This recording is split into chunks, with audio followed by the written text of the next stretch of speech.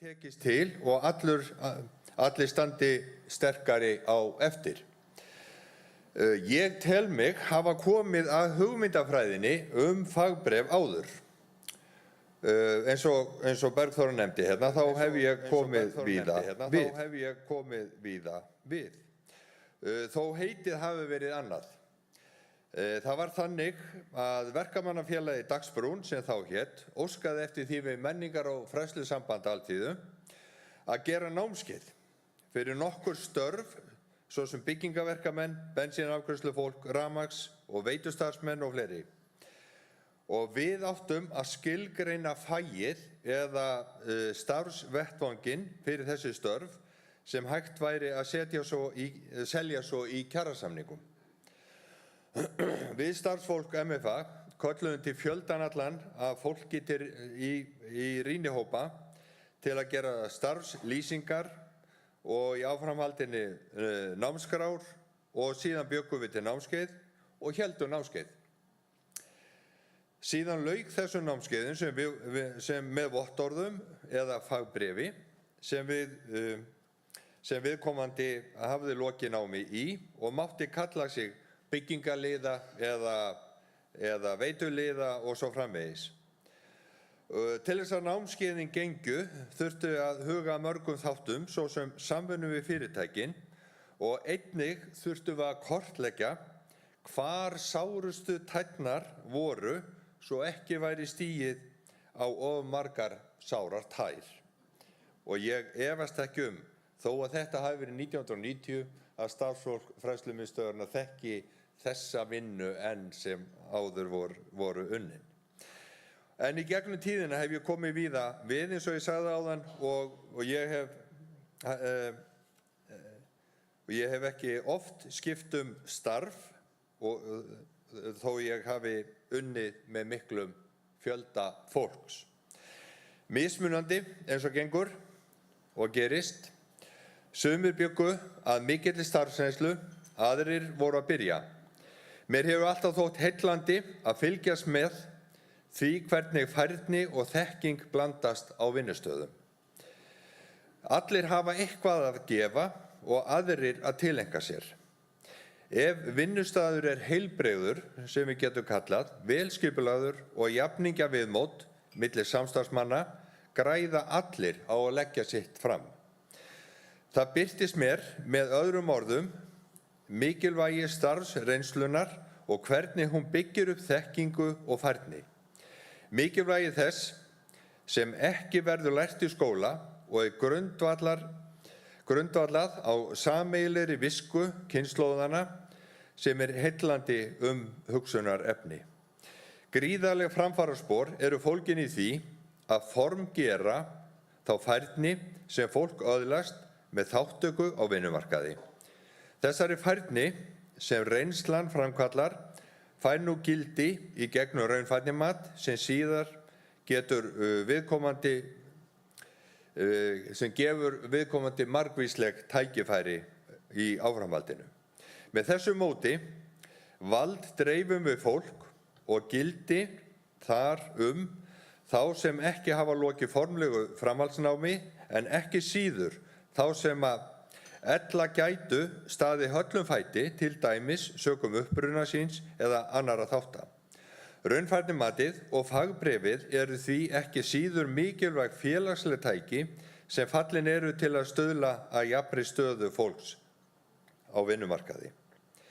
Tilkoma fagbréfa og hæfnivottunar í raun bylting á okkar vinnumarkaði og það ánægjulegt að sjá að fræðslumiðstöðin hyggst hvergi slaka á í þessu efni, líkt og mikill fjöldi hæfnigreininga, heildarendurskoðun á hæfnigreiningaferlinu og raunfærnimat til styttingar náms eru til marks Þetta eru sífellu verkefni sem felst í hendur við samfélagsbreytingar og þá þróun á vinnumarkaði sem þær valda á hverjum tíma. Þannig þróast þekking og reynsla í samstarfi aðila vinnumarkaðarins báðum til hagsbóta. Og það matskerfi og fræðslustarf sem stuðst við þarf vitanlega að mæla þörfina á vinnumarkaðinum hverju sinni. 2 mínútur eftir.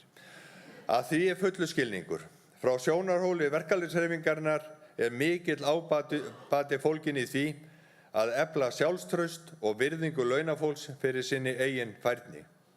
Á grundvelli þessa meðal annars hægt að móta starfsþróun og launasetningu eins og við sáum í samningi Starfsgreinasambandsins og SA nú fyrr á þessu ári.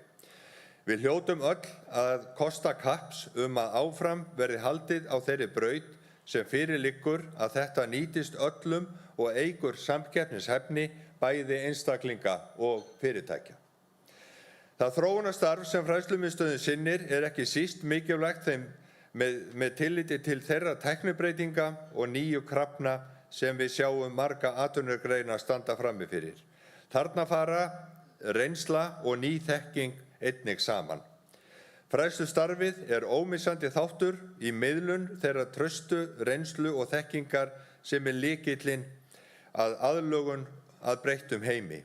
Mikilvægt að hvergi verði dregið úr stuðningi við uppbyggingu þekkingar allra hópa launafólks. Framtíðarsýn Alþýðusambandsins varðandi menntun og hæfniþróun á vinnumarkaði að tryggja beri að allir hafi aðgang að námi, tækifærum til að þróa hæfni sína, sérstaklega í ljósi þeirra hröðu breytinga sem einkenna þennan nútíma okkar. Ég vil að lokum fagna og ítreka mikilvægi samstarfs ASÍ og SA á vettvangi fræðslumiðstöðvarinnar. Sú sameiginlega vinna sem býr að baki fagbréfum hefur skilað umbótum bæði fyrir atvinnulífið og launafólk.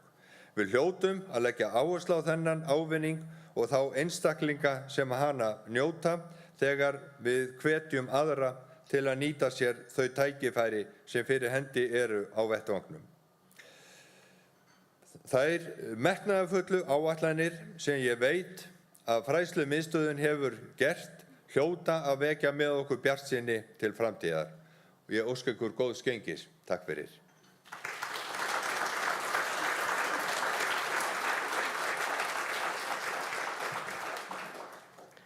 Takk kærlega fyrir þetta, Finnbjörn. Það sjálfsagt margt til í því hjá honum að það ekkert nýtt undir sólinni og það bara ánægjulegt að sjá hversu langt við komumst þegar við förum að dansa í takt og hættum að stíga á tærnar á hvort öðru. En næst fáum við að heyra frá Hildi Betti Kristjánsdóttur, framkvæmdastjóra Fræðslumiðstöðvar atvinnulífsins. En heiti erindis hennar nokkuð lýsandi og frá færni til vottunar með fagbréfum atvinnulífsins. Gjör svo vel, Betti.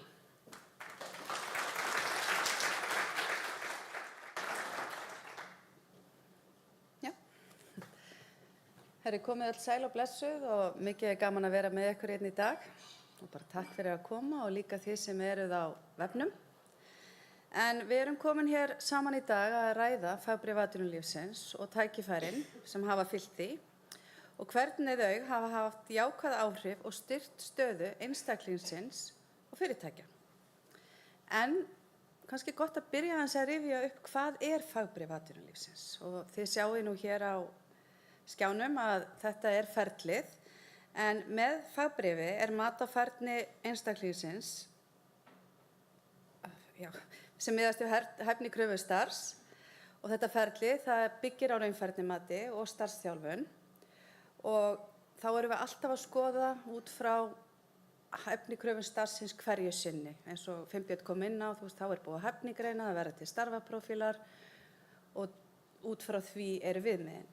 Ef að einstaklingur uppfyllir ekki öll viðmiðin, að þá fer fram starfsþjálfun inn á vinnustaðnum og þegar að því lokið, að þá gefur Fræðslumiðstöð atvinnulífsins út fagbréf atvinnulífsins, þegar allum hæfnikröfum náð.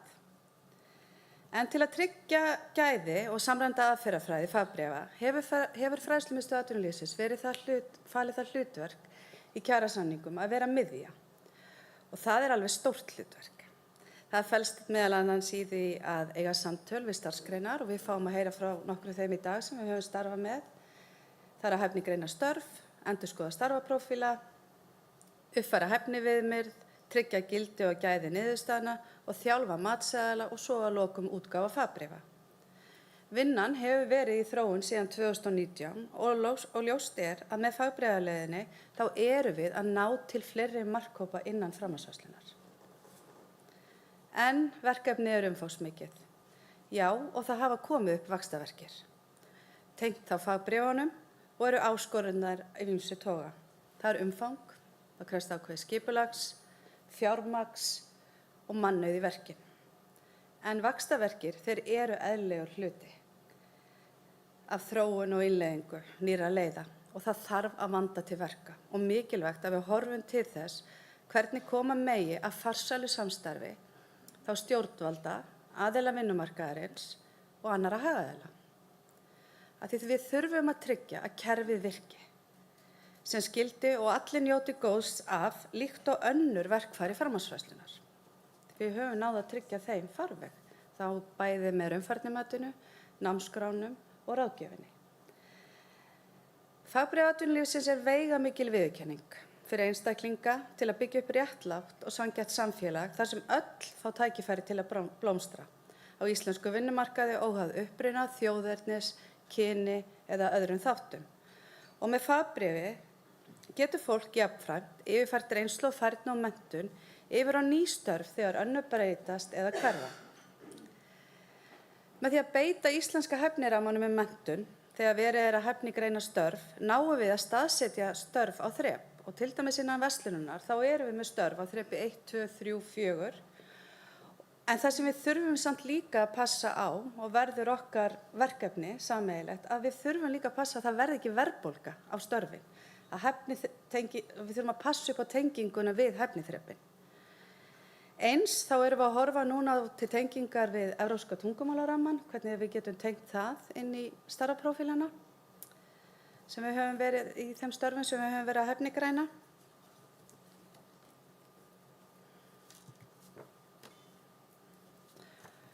En fagbréf þau stuðla að efnahagslegum vexti fyrir íslenskt samfélag og auka færni og framleiðni. Fagmennska og færni meðal starfsfólk eykst og hún eflist líka og fyrirtæki þau fá yfirsýn yfir færni starfsfólksins. Tenging við íslenska hæfnirammann, hún gerir það líka kleift að hægt að tengja fagbréfin við aðrar menntastoðir eða kerfi sem auðveldar þá fólki að nýta sér nám og þjálfun við hæfi. En að lokum þá vil ég nota tækifærið og þakka öllum sem hafa komið á þróun fagbréfsins. Þá aðilum atvinnulífsins, símenntunarmiðstöðvum, fyrirtækjum, stofnunum og öðrum hagaðilum fyrir samstarfið og eins við hlökkum til áframhaldandi vinnu því það eru spennandi tímar framundan. Takk fyrir.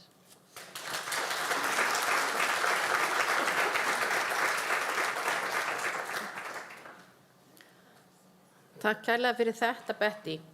Eins og hún segir þá mikilvægt að vanda til verka og að mörgu að hyggja.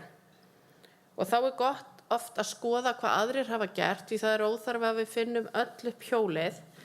Þannig að næstan á svið ætlum við að fá Mats Jóhannsson, framkvæmdastjóra Verslunarráðsins í Svíþjóð, en Svíar eru komnir langt í hæfniþróunarmálum og það margt til fyrirmyndar þó svo að einnig megi finna hjá þeim áskoranir til umhugsunar fyrir okkur.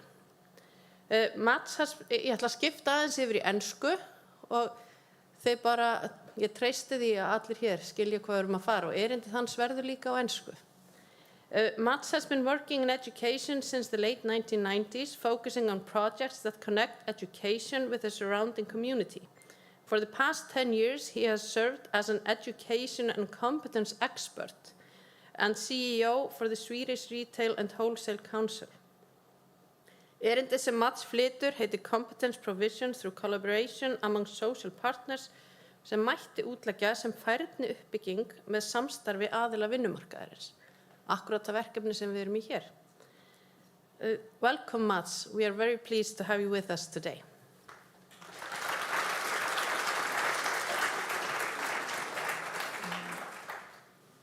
You know the controls and everything. Perfect. Want water? Yes, please. Thank you for having me. It's wonderful to be here in Reykjavik. And I'm sorry about my bad Icelandic. I wish I could speak in your language, but I can't, and I guess you will not understand Swedish. You probably understand Swedish more than I do Icelandic, right? So let's keep to English then. Yeah, as said, I work for the Swedish Retail and Wholesale Council, and I think my aim here is to sort of tell you a little bit about the collaboration within the Swedish Retail and Wholesale Council. I will talk a little bit about the work that we do when it comes to competence provision, and then I will talk a little bit about our view, and especially my view, of learning objectives, and share some of our experiences when it comes to mistakes when it comes to validation, really, if you look at it. But start with the Retail and Wholesale Council. The council was founded in 2015, and the parties, it's the two major employer organizations and the 3 unions who are organizing white collars and blue collars within Swedish retailing and wholesaling. So we have different areas where we work. Basically, we work in the areas where the social partners have agreed to work and where they are in agreement. Right now in Sweden, we are coming to the negotiations, and this week the sort of quarrel started when it comes to wages and that sort of things. But when it comes to the Retail and Wholesale Council, we only do things where the social partners has agreed how to do things. So what they have agreed to work with is occupational health and safety. We have some digital courses and so on when it comes to that. We work with research and development. I would say 2/3 of the funds that we get each year are used to fund research within retailing and wholesaling. We work with competence provision. I will come back to that. And we also have an economic council with 4 independent economists who make a report each year about the state of retailing and wholesaling in Sweden. It could be about sustainability, it could be about artificial intelligence or something that is a current issue within retail and wholesaling in Sweden. But they are independent, and the other 3 are sort of part of the council. For each area, we have representatives for the social partners. So we have a working committee for each area with 6 members who are actually the decision makers when it comes to the practical work. But I thought I would talk a little more about competence and the competence committees part. And if you look at it, the aim of the competence committee is to encourage and enable more people to establish themselves and develop within the fields of retail and wholesale. And if you look at the words, you can see that it's both to encourage and enable. It's both for those who are getting established and those who are already there and are supposed to develop. So it's both about attraction of retail and wholesale as a sector, and it's also about the competence needed to work there. If we start with the sort of, and the activities are very much, we work with strategic issues when it comes to competence provision. We try to work towards the government. We try to get more programs and educations for retailing and wholesaling. We have a project for industry branding where we are trying to say, this is the message that we would like to send out about how it is to work within retailing and wholesaling in Sweden. And we also work with the SEQF qualification, or has been doing some work there in order to sort of get a common language about the competencies needed to be active in occupations within retailing and wholesaling in Sweden. In order to get the competence, we also support education. We have material for upper secondary schools that can be used in order to train students for retailing and wholesaling. We also do professional development for teachers. Next week on Tuesday, we are having our annual meeting, and we will gather like 130 teachers from all over Sweden who are teaching at upper secondary level retailing and wholesaling. And the day after, we will have a big day with like 200, 250 persons, where the companies and the people within the social partners and so on will also be part of the day. So we're trying to connect education to the sector. And then also, if you want the sector to be attractive, communication is a key component. So we are marketing towards upper secondary trade education. We are trying to highlight careers and occupations within retailing and wholesaling. And we also take part in skills competition. I don't know if you have world skills competitions where they compete on European and world. There is world championships for visual merchandisers and so on. But we are trying to do fun things in order to make the sector more attractive, so to speak. And one of the things that we have is our occupational map. I'm not at the internet right now, but I have a screenshot. So what we found out was that many people in Sweden, I think it's the same here, when you say that you are working with occupations within retailing and wholesaling, their mindset on the sector would be, okay, working in a retail store, how hard could it be? And the fact is, if you look at it, a company like H&M selling clothes, a few years ago they counted the different occupations or job roles within H&M, and there were like 200 of them. The sales advisor is an important job, and they probably have, in the numbers, they probably have most sales advisors. But when it comes to different roles, there's more than 200 different roles: visual merchandiser, IT technology, and so on.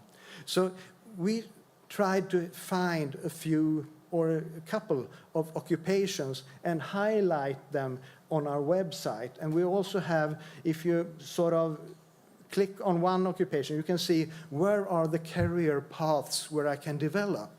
And for each of the occupations, we have a short movie. We have some interviews with people, role models who are working within the occupation. We highlight educational paths and so on. So I guess we can put the link somewhere. It's not in Icelandic, but I think you can get it, and you can play around. It's kind of interesting. But then again, if you have 200 different roles within H&M, it's not complete. And we are aware of that. We are just grasping, but it's trying to get some inspiration for careers within education, retailing, and wholesaling, so to speak. So that's just a short thing about the Swedish Retail and Wholesale Council and what we are doing within competence provision. When it comes to getting these things that you have to know, be able to do, and have ability to do the right things within retailing and wholesaling. For instance, when you are a sales advisor or a store seller, we have tried to put this into qualifications. And I guess for some of you, this is like open doors. I'm not supposed to kick in open doors here, but we are also talking about learning outcomes. And when it comes to learning outcomes, I would say that we were talking about knowledge, that is facts and things I need to know, the skills, how I do things in the right way, and then we talk about ability, or in the European qualification framework, independence and responsibility. But if you talk about ability, it could be formed as doing the right things. Because it's not always that doing things right would be the right thing at that moment in that situation. I remember I was taking a crash course in Russian 20 years ago, and we were supposed to go to Russia, and the vice principal at the school joined us for going to Russia and visiting we stayed in a family for 6 weeks. And when we got to Moscow, the group who had learned some Russian words had a very problematic way when we got to buy food, because we tried to remember what was the name for chicken, kuritsa, yeah? Okay, potatoes, kartoshka. And we tried to make sentences and try to order what to eat. And then Pelle, the vice president of the school, he didn't know any Russian. So he just walked up to the girl who stood there and said, "Hi, I'm Pelle. Nice to meet you." And then he started talking Swedish. Kan jag få en av de här där? Nej, inte den, utan ta den gröna. Och sen så det där ser gott ut. Jag tar en sån också. Och ja, och lite av den där kycklingen. Det blir bra så här. And the girl there laughed her head off. And he got the things he needed. She showed him the calculator, and he paid, and he took his brick, and he said to us, "That wasn't too hard, was it?" But he did not do it right, but he did the right thing in order to get the meal. And we, who had actually learned some Russian words, we couldn't do it because we didn't do the right thing, right? So there is something when to know how to do it, and then also to have the ability to do the right thing. And I think it's important. I will come back to that. You are also talking about different types of competencies. We are talking in terms of general competencies. We are talking about competencies that are specific to some kind of occupation, right? And when we look at this, we can see that there are things like communication that is important in practically every job. So there are general things that are based on knowledge and skills that are established and used in many occupations. And then there are specific competencies that is needed in this specific occupation, right? What we have found, or an idea that we have been talking about when we are making our qualifications and talk about, is that sometimes the general competence is the key competence in a certain occupation. And therefore, you could say, if you are working in a store, you could say that communication is very important. It's something that is very important. And everybody works with communication. So in that sense, the person who said, "How hard can it be?" the conclusion could be that that person is right? But when you look at it, when it comes to knowledge and skills, yes. But what we have found is that many of the jobs within retailing and wholesaling have general competencies, but the ability how to do the right thing differs and is very special when it comes to selling something and so on. So communication will be very important when you are a salesperson. But that doesn't mean that everybody who can communicate would be a great salesperson, because the ability to use the competence of communication within a certain situation is essential in order to be successful. So, and therefore, we are talking about common competencies that could be useful in many occupations and maybe in more than one sector. Let's give you an example. This is also, I feel so old when I say it's 20 years ago. It was, but this is also 20 years ago. I talked to an HR director at a Swedish bank, and she said, when we are recruiting our clerks at the offices at the banks, we have found that if we recruit nurses, that is the best thing to have. Because if we get nurses, we can teach them economy. But it's harder, if we get an economist, it's harder to teach them how to take care of the customer and make the customer feel safe. Because when you go to the bank, you feel insecure and you don't really know and you want to get that loan and so on. So if they got nurses behind the desk, they could calm people down, talk to them, communicate, and if they taught them the economy, they would make the best bank clerks. So the communication used in nursing is transferable to the bank job. So that's a common competence that could be used in different sectors as well. So this is something that is important. And if you look at it within retail and wholesale, you can see that, for instance, service competence is something that is present in almost every occupation within retailing and wholesaling. But it's also present when it comes to hospitality, the people working in the reception at this hotel and so on. So service would also be one of those competences which is common and something which is present in more than one sector. So, and I think this is an important notion when you make a system for validation and so on. Because if you would like to transfer, if you would like to take one of the persons who work in the reception of this hotel and help them to become a salesperson in a store, the service competence and a lot of things could be used, so we only have to add certain parts of the job.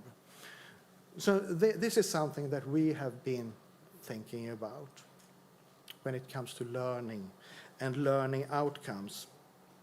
And then to our sort of, I wouldn't say mistake, but to our experience of validation. So the pursuit of validating competencies in Sweden, I think there are a few components needed for validation and for education, actually.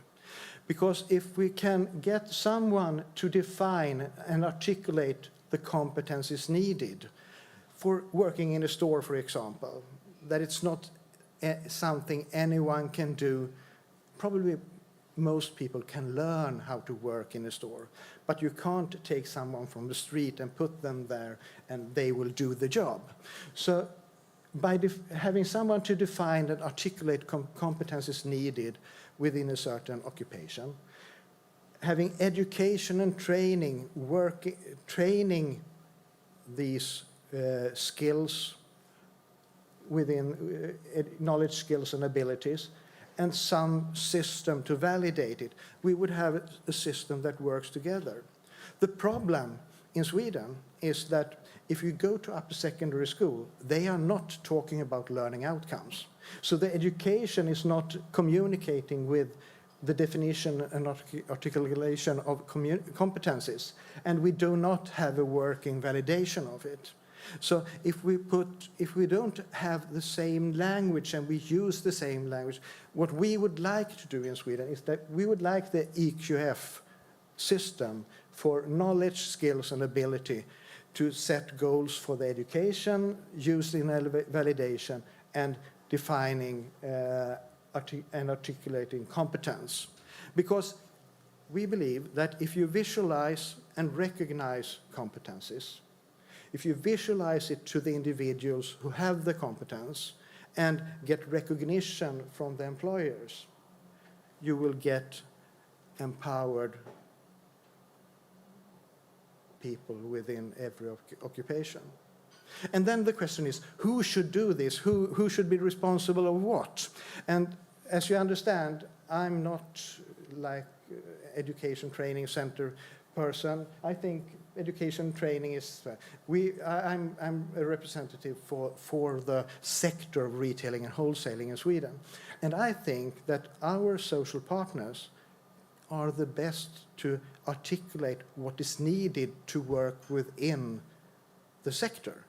So I think the first defining and articulating competence part should be handed to those who work there. That is the social partners, employers and employees within a sector.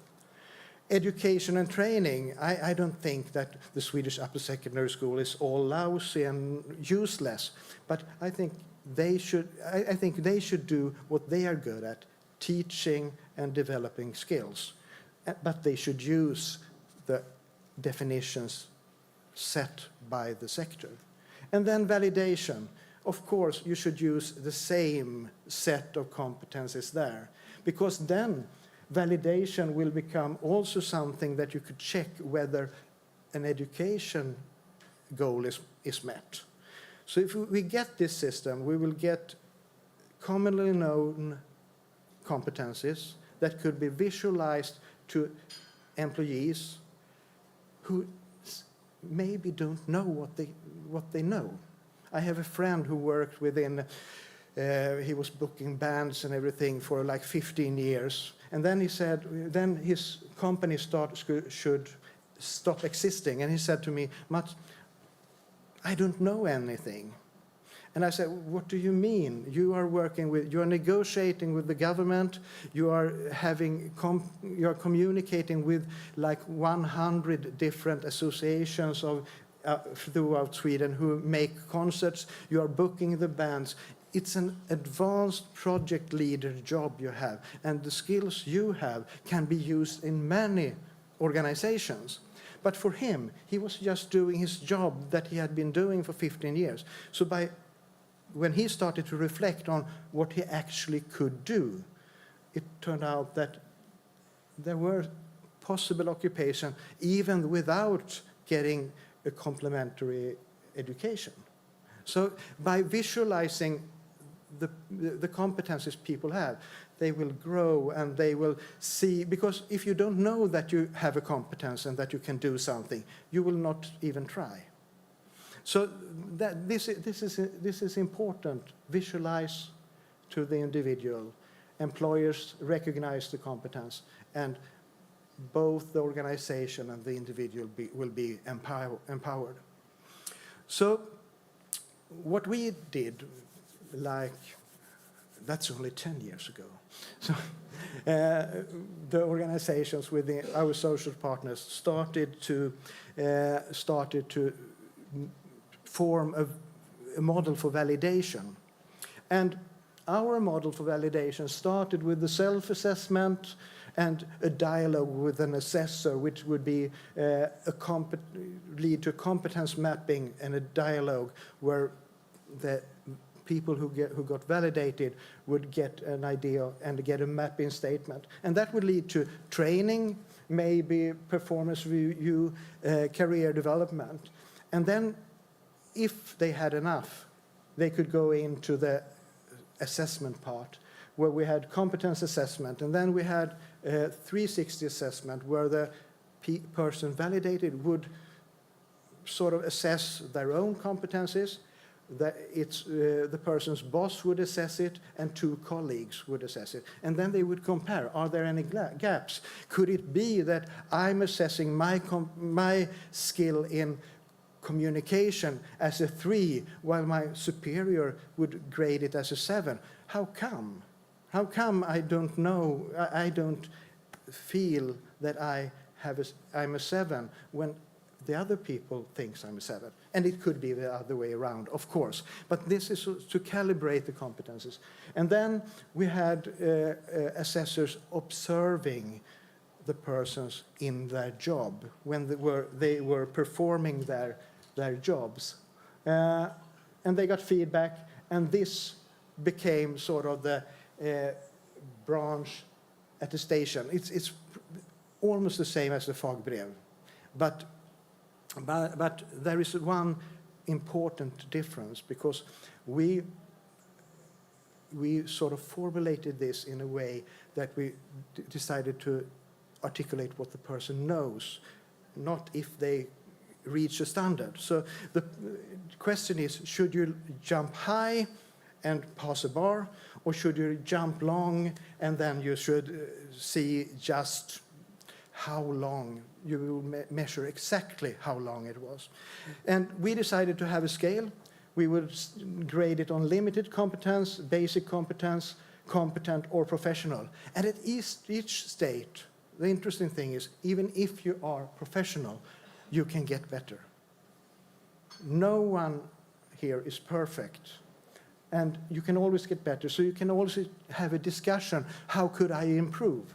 And I like this scale. So that was sort of the way we measured the competencies for a store seller, for instance.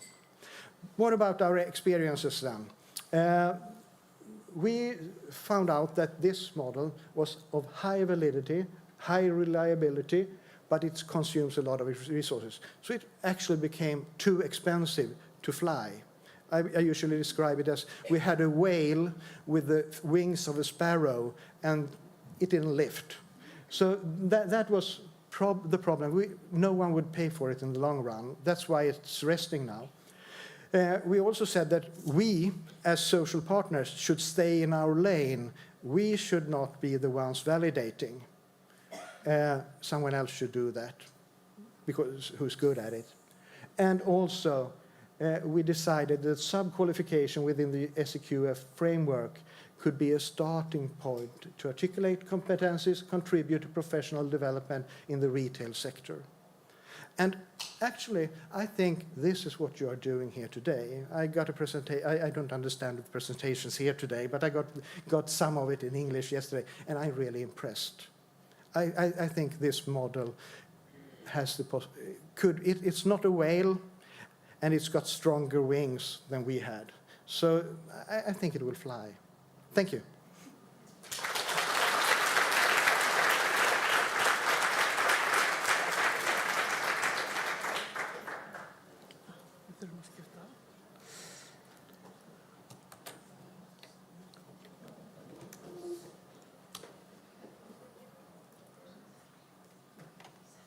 Við erum svo á tánum hérna að við erum bara að uppfæra glærur bara á meðan við erum hérna.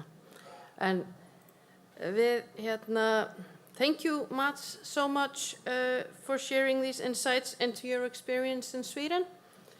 It's incredibly valuable for us to hear how you're assessing different approaches and tools, and especially how you're responding to what you're learning along the way.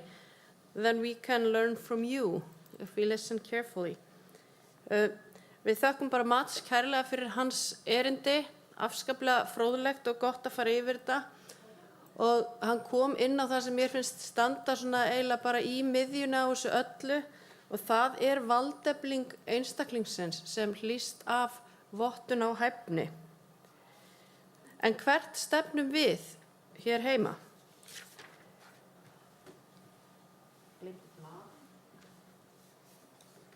Hvert stefnum? Heyrðu, ég vissi að Selma Kristjánsdóttir, fagstjóri starfsmenntamála hjá VR og framkvæmdastjóri samstarfsvettvangs starfsmenntamála, næst á svið, en hún mun ræða framtíð starfsmenntamála og hvernig við mætum kröfum framtíðarinnar á íslenskum vinnumarkaði. Selma, velkomin. Það verið að stilla af glærurnar hérna.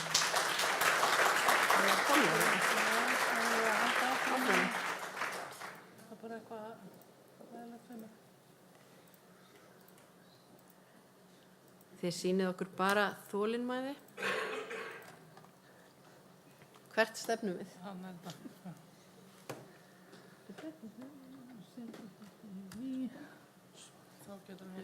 Viltu ekki fá? Takk. Viltu glas? Nei, ég er góð, takk. Já, hvert stefnum við, gott fólk? Ég með svarið, nei. En takk fyrir að bjóða mér, Selma Kristjánsdóttir heiti ég og fagstjóri starfsmenntamála hjá VR og jafnframt framkvæmdastjóri starfsmenntasjóðs verslunar- og skrifstofufólks. Og ég ætla aðeins að fara í gegnum svona hvað við höfum verið að gera innan VR og á þeim grundvelli, og ég kemst í rauninni ekki áleiðis nema aðeins að fjalla svona það nokkur öfl innan VR sem að tengjast saman. Og þegar við erum, þegar við horfum, við erum eiginlega bútið aðeins niður. Og það er þannig að innan VR er starfsmenntanefnd VR sem að í sitja 5 fulltrúar úr stjórn VR og nefndin situr starfsmenntastefnu til 2 ára í senn og aðgerðaráætlun. Og út frá henni fylgjum við og þessi aðgerðaráætlun á starfsmenntastefna snýr að í rauninni aukinni hæfni fólks á vinnumarkaði og hvernig við getum stutt við þá þróun og hæfni, þróun og vegferð. Og þetta er auðvitað ekkert bara á einni nefnd að gera þegar þetta er eitthvað sem það eru á margar hendur við og þar að leiðandi að þá höfum við verið með alls konar verkefni sem að við komum í samstarfi að og stuðlum að. En það sem mig langaði svona að kynna fyrir ykkur eru svona 3 stór verkefni sem að þessi nefnd hefur sett á laggirnar og við sem VR erum að keyra. Og við erum, leiðirnar eru til dæmis undirsíða inn á vafir.is sem er starfsþróunarvefur og það er svona upplýsingarsíða fyrir einstaklinga og jafnvel auðvitað fyrirtæki, þau geta farið þangað inn, en þetta er einblínt á einstaklingana, hvernig þeir geta í rauninni hugað eigin starfsþróun og hvað það er í rauninni, hvað er starfsþróun. Og ég hvet ykkur eindregið til þess að kíkja á þessa síðu. Annað stórt verkefni sem við erum með, það er að við erum að bjóða í samstarfi við Mýmis ímyndun upp á starfsþróunarsamtöl sem það er allt félagsfólk VR sem eru núna rúmlega 40.000 einstaklingar. Þeir geta farið inn á mína síður á vafir.is og skrá sig í starfsþróunarsamtöl og þá erum við í rauninni að styðja og styrkja fólki við að einblína svolítið svona hvernig get ég elt mig. Og svo erum við með stafræna hæfnihjóli í gangi sem er öllum frjálst að taka þátt í og ég hvet ykkur eindregið til þess að taka þátt í ef þið hafi ekki nú þegar gert það. En við erum að vinna uppfærslu að því og hún kemur væntanlega í ljós núna næstu mánuðum eða vikum. En það er bara stafranhæfni.is og þar sem þetta er sjálfsmatspróf, þar sem að fólk getur verið að skoða hvar það stendur í stafrænni hæfni. En munið þetta er sjálfsmatspróf, þetta er í rauninni svona hvati til þess að skoða hvar þú stendur sjálfur og hvað þú getur gert til þess að efla þig á því sviði. Þannig að þetta eru svona þessi 3 stóru verkefni sem að nefndin er að stuðla að, en ég kemst ekki hjá því að nefna sjóðinn okkar sem er starfsmenntasjóður verslunar- og skrifstofufólks og það bara nota bene er ekki eingöngu sjóður bara VR, heldur er þetta einn VR Landssambandsins og Samtaka atvinnulífsins og þessi sjóður er ekki með sömu stjórn og starfsmenntanefndin er með. Þannig að fulltrúar í stjórn í sjóðnum eru fulltrúar frá SA og VR-líf og sú stefna þar er að efla og stuðla að frekari hæfni fólks á vinnumarkaði og jafnframt að stuðla og tryggja og styðja við fyrirtæki til þess að auka samkeppnishæfni sína á vinnumarkaði og fá til þess hæft fólk. Þannig að verkefnin skarast. Þannig að sumt hefur verið þannig að VR byrjar á einhverju og sjóðurinn tekur við í fjármögnun eða öfugt og þess vegna get ég ekki annað en nefnt sjóðinn með. Dæmi þróunarvinnu sem þessir aðilar, þessi öfl hafa farið af stað með eru meðal annars að stuðla að hæfnigreiningu starfa í verslun. Og við ætlum heldur betur að gera þetta einfalt. Við ætlum bara að teikna upp mynd sem myndi bara vera svona eins og bara gott líkan. Bara þú byrjar hér, heldur hér áfram og svo bara og þetta ættu bara að taka einhverja 4 til 6 mánuði. Ekkert mál. Og þetta er búið að taka núna 8 ár. En við erum komið með mynd. Vegna þess að við byrjum á hæfnigreiningu starfa í verslun og við komumst að því að við gátum hæfnigreind á þrepi 3 og við gátum í rauninni brugðist við námi á því þrepi og úrvarð verslunarstjórnarnám á Bifröst og í samstarfi við HR. Tryggðar einingar, diplómanám, frábært. En hvað áttu að gera við hæfnigreininguna á þrepi 2? Jú, við urðum auðvitað að bregðast eitthvað niður við. Þannig að við fórum í þróun á fagnámi á því stigi og fengum til liðs við okkur frábært fólk og Verslunarskóla Íslands og úrvarð fagnám verslunar og þjónustu. Þannig að þetta dæmi sem sagt, verkefni sem hafa orðið að veruleiku og þetta í gangi gott fólk. Þetta bara í gangi núna. Þannig að við erum komin með, búin að búa til heildarmynd. Þannig að þegar ég næstu því, ég hugsaði líka við samstarfskonu mína, langar svo að sýna mynd. En ég geri það kannski bara næst.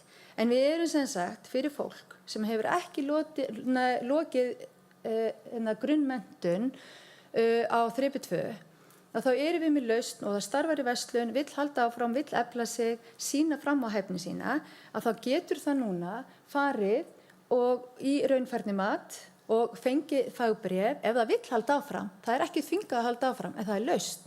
Getur halda áfram, farið í fagnám hjá verslunarskólanum, fær gott utanumhald, skiptingin er bara bútu niður og það getur lokið þessu 90 eininga fagnámi.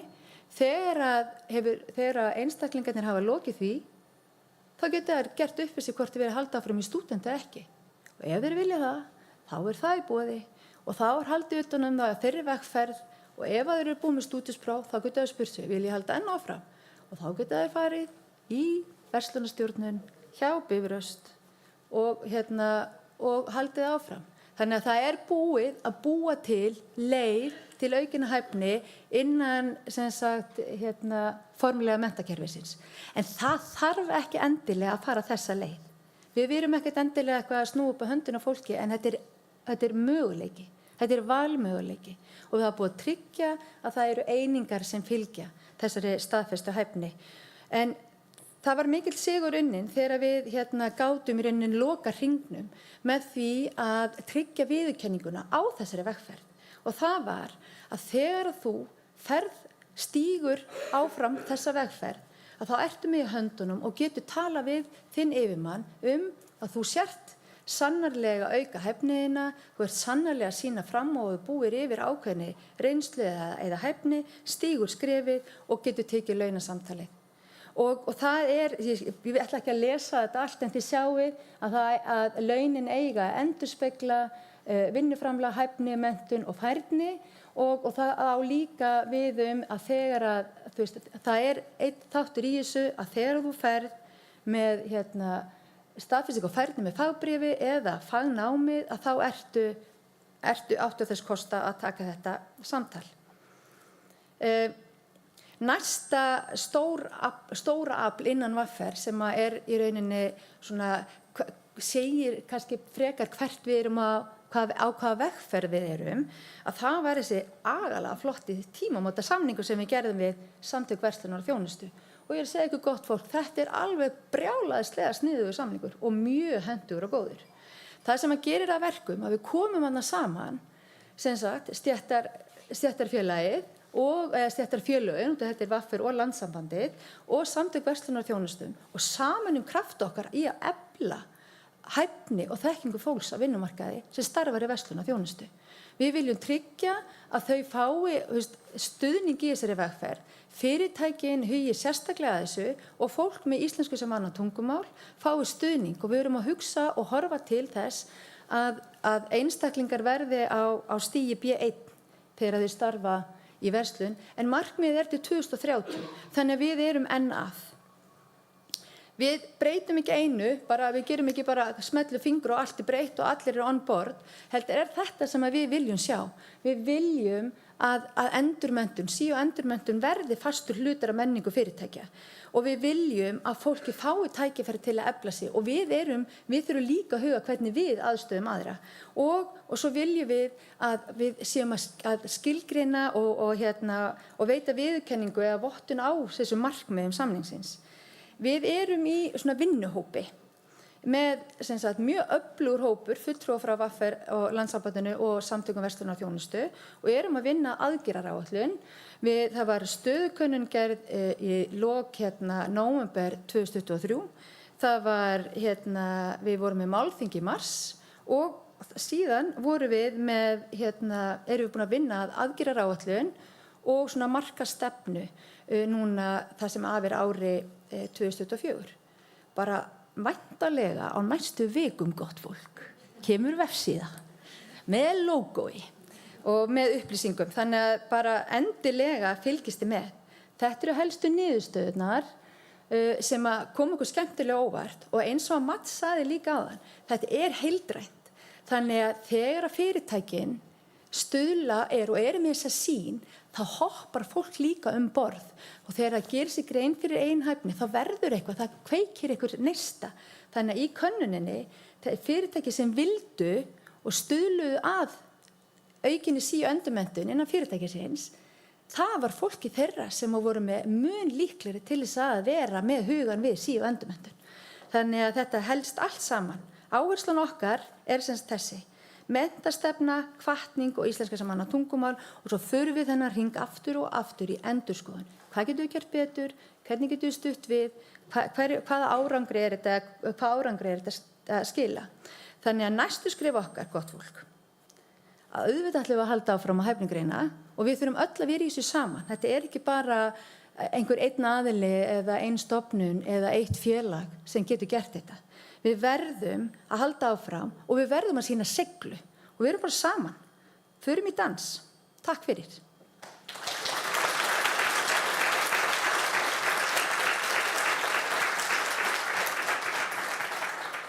Takk fyrir Selma, alveg frábært starf í gangi hjá ykkur og mjög spennandi verkefni. Ég gerðist sek það áðan að kynna Selmu ranglega og hún leiðrétti mig. Mér var að hugsa til þess að það var verið að horfa á hérna stórgóðu mynd Anchorman heima hjá mér helgina, þar sem að aðal söguhetjan fréttaþulurinn missir allt sitt af því hann les bara beint af prompternum.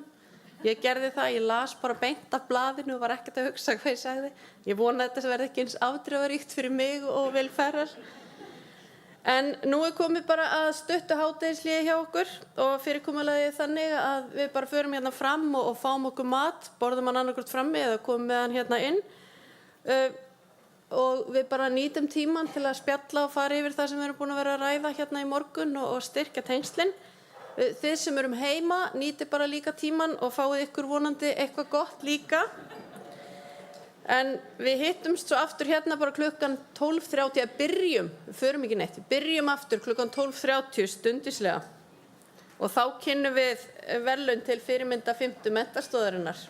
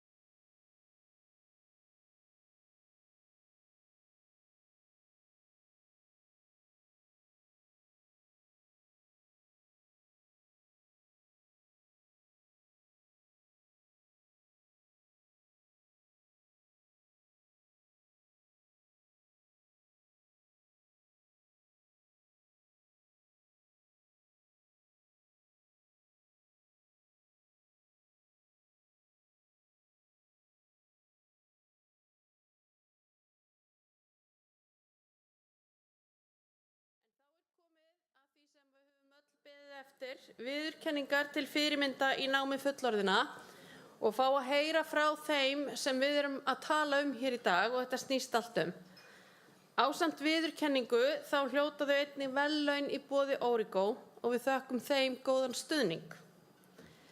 Ég býð Betty hérna á svið en hún ætlar að kynna þá sem hljóta viðurkenningar að þessu sinni. Betty, gjör svo vel.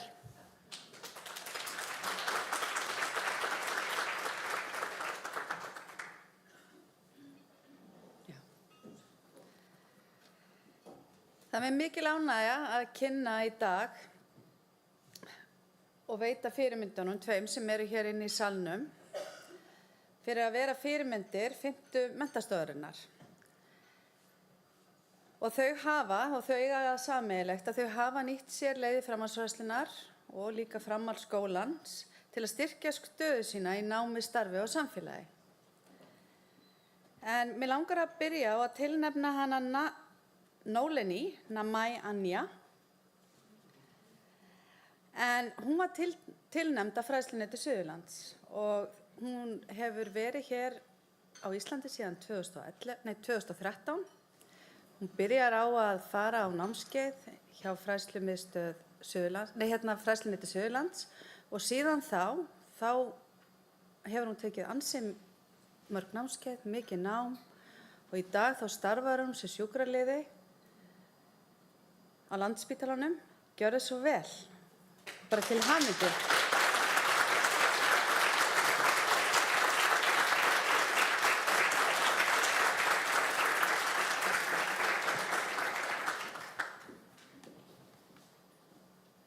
Sæl allar.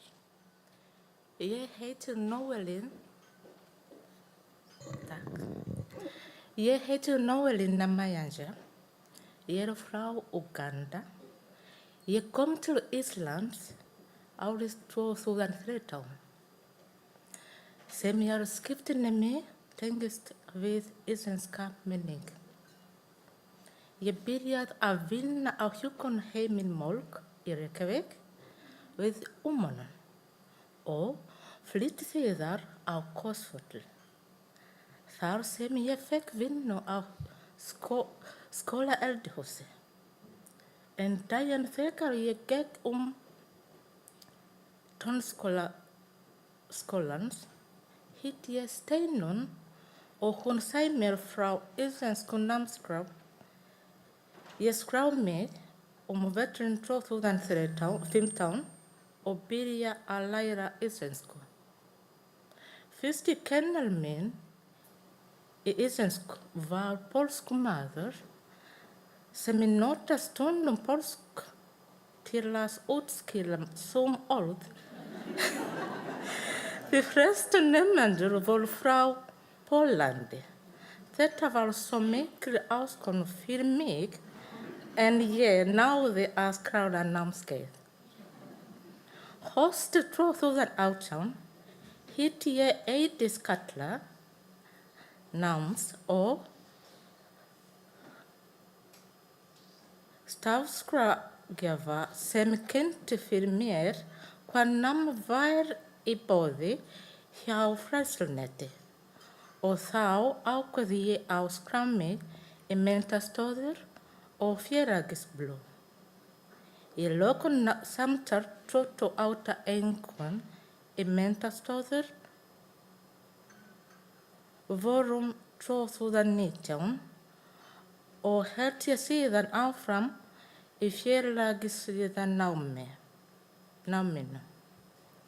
Ég útskrifaði sem félagsliði haustið 2020 með 71 einhvern. Á meðan ég stundaði námið var ég að vinna við hjúkrunarheimili Seltjörn á Seltjarnarnesi og einnig vann ég við hjúkrunarheimilið Klaustura á Kirkjubæjarklaustur.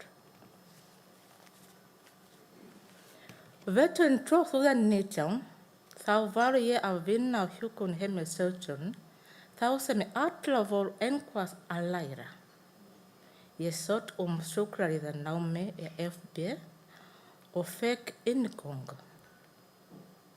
Sjúkraliðanámið var meira spennandi og krefjandi en ég útskrifa síðan sem sjúkraliði árið 2022.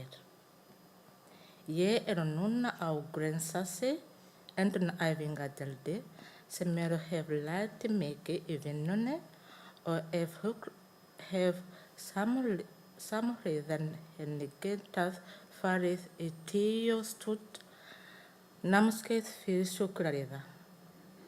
Mitt markmið að ná 150 stigi áður en ég læri meira. Markmið mitt að læra orðnahjúkrun og ég veit ég mun ná því. Það sem mér finnst áhugavert á námslánanámi var þegar COVID byrjaði að tímarnir voru á Teams. En næstum alla kennarar mín voru alltaf að kalla nafnið mitt og spurði mig hvort ég skildi það. Sjálfsög voru allar spurningar mín alltaf á tíma, en ég sakna samskipta við nemendur vegna þessi sem þeirra fekk ekki tækifæri á hitta í nátíma. Takk fyrir þessa viðurkenningu. Ég mjög stolt og þakklát fyrir hana.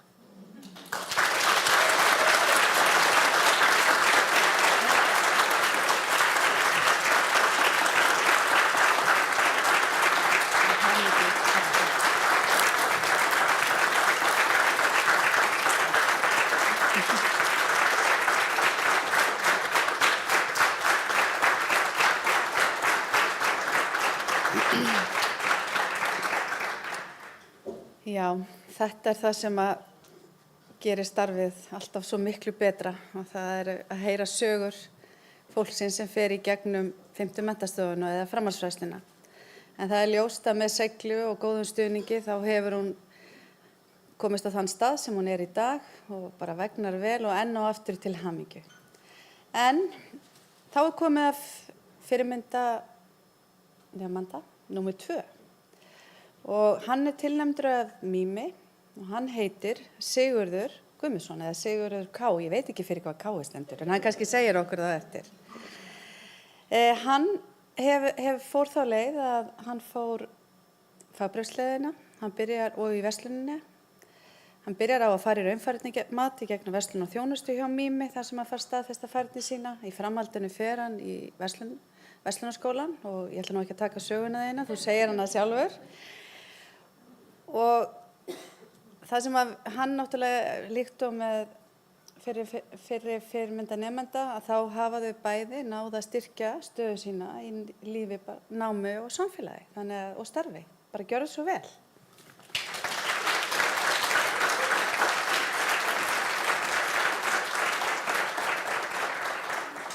Já, ég heiti Sigurður Kristinn, það gáið, þannig að það kemst til skila. Komið sæl, ég vil byrja á að þakka kærlega fyrir þennan heiður að vera varilegin fyrirmyndar nemandi fullorðna. Eitthvað sem ég bjóst ekki við þegar ég byrjaði þessa vegferð í náminu. Ég ákvaði að byrja í fagnámi verslun og þjónustu hjá Versló, eitthvað sem var algjörlega út fyrir þægindaramman hjá mér eftir að hætt námi 20 árum áður. Fljótlega fyrir raunfærnimætið hjá Mými sem að gekk mjög vel og fljótt fyrir sig og mjög faglega unnið. Í kjölfari fekk ég fagbréf atvinnulífsins. Með fagbréfinu fekk ég viðurkenningu á minni þekkingu og færni eftir 20 ára í verslunarsstarfi. Þekkingu sem ég sjálfur gerði mér ekki einu sinni grein fyrir að ég byggi yfir. En sú viðurkenning gaf mér líka meira sjálfstraust til þess að halda náminu áfram. Að lokum vil ég bara hvetja aðra sem í svipuðum sporum að nýta sér þetta tækifæri alveg hiklaust og fá þessa viðurkenningu sem fagbréf Takk fyrir mig.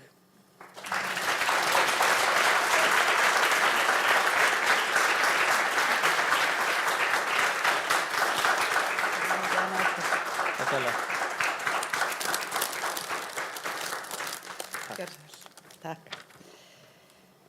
Bara innilega til hamingju bæði tvö. Þið eruð öðrum til fyrirmyndar og ég ætla að biðja ykkur áður en þegar fundinum lýkur að vera einna eftir af því okkur langar að taka myndir af ykkur.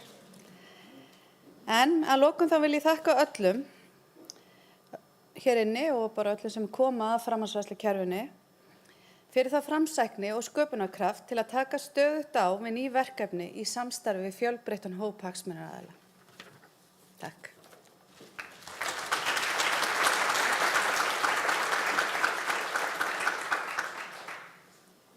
Já, ég óskaði þeim bara báðum innilega til hamingju með árangurinn og viðurkenninguna og við sjáum það enn og aftur hvað viðurkenning eða vottun skiptir ofboðslega miklu máli upp á það hvaða skref við tökum í framhaldinu.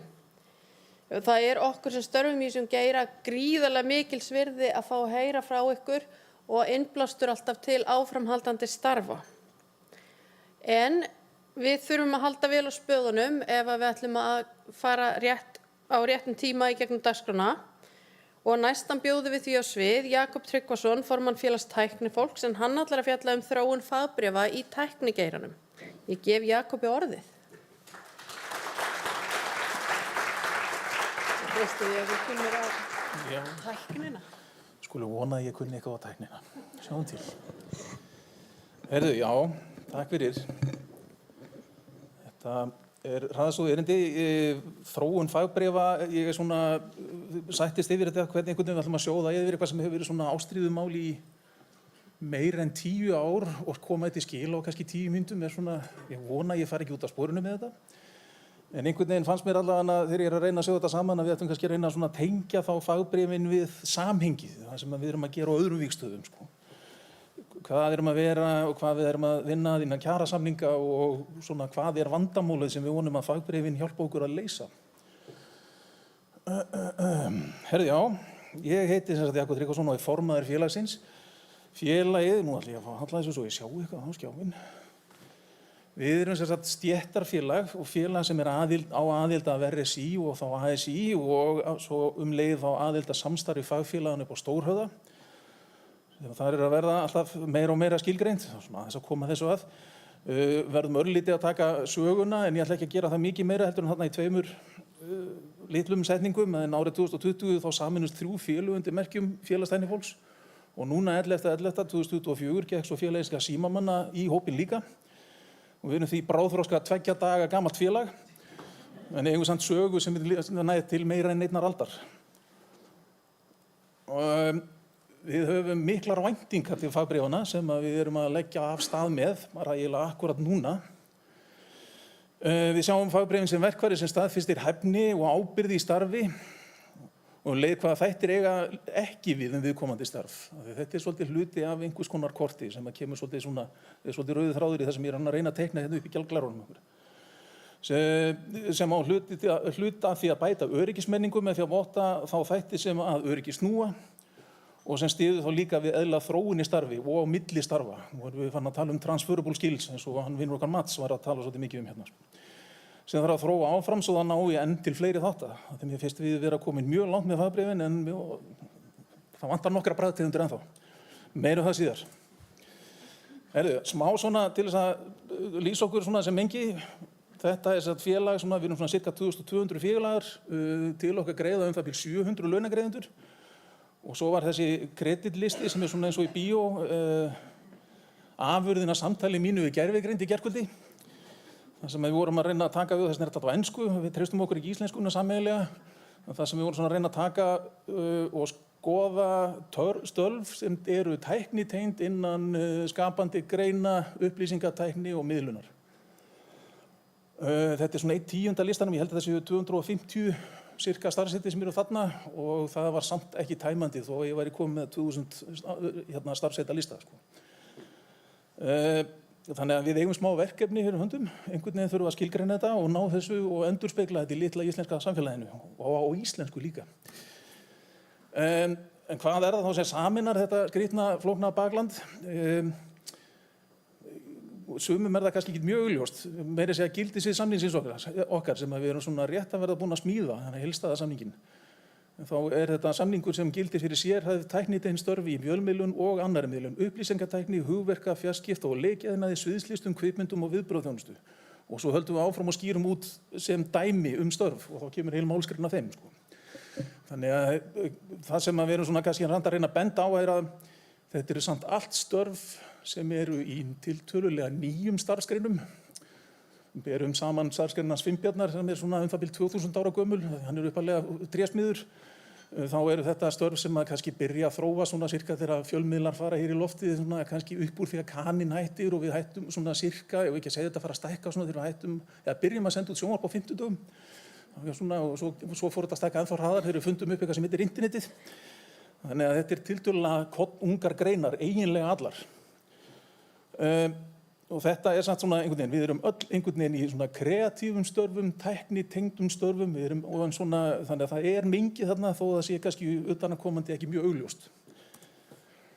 En þegar að starfsgreinar einmitt byggjast hratt upp eins og okkar greinar, og án þess að sé huga grunnstoðum greinana, þá getur niðurstaðan verið starfsumhverfið þar sem er svo plagað með vandamálum, eða vandamál geta skotið rótum.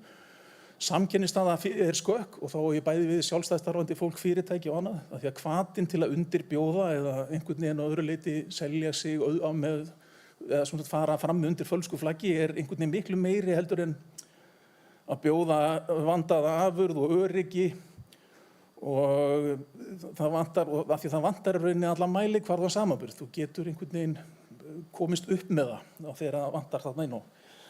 Svo líka starfsþróunin skert og þá erum við að tala þessa, hvernig við haldum áfram að þróast í starfi, höldum fólki inn í greinunum, það vandamál sem við þurfum að tækla. Og svo þetta, ef þú ætlar síðan að taka með þér það sem þú hefur verið að læra í faginu, og nú alveg fínt að þið hafið huga einmitt dæmisögu þennan vin Mats sem sorry Mats, I'm referring to your friend that was in the music business in Sweden for 15 years because we're pretty much a union made of people like your friend.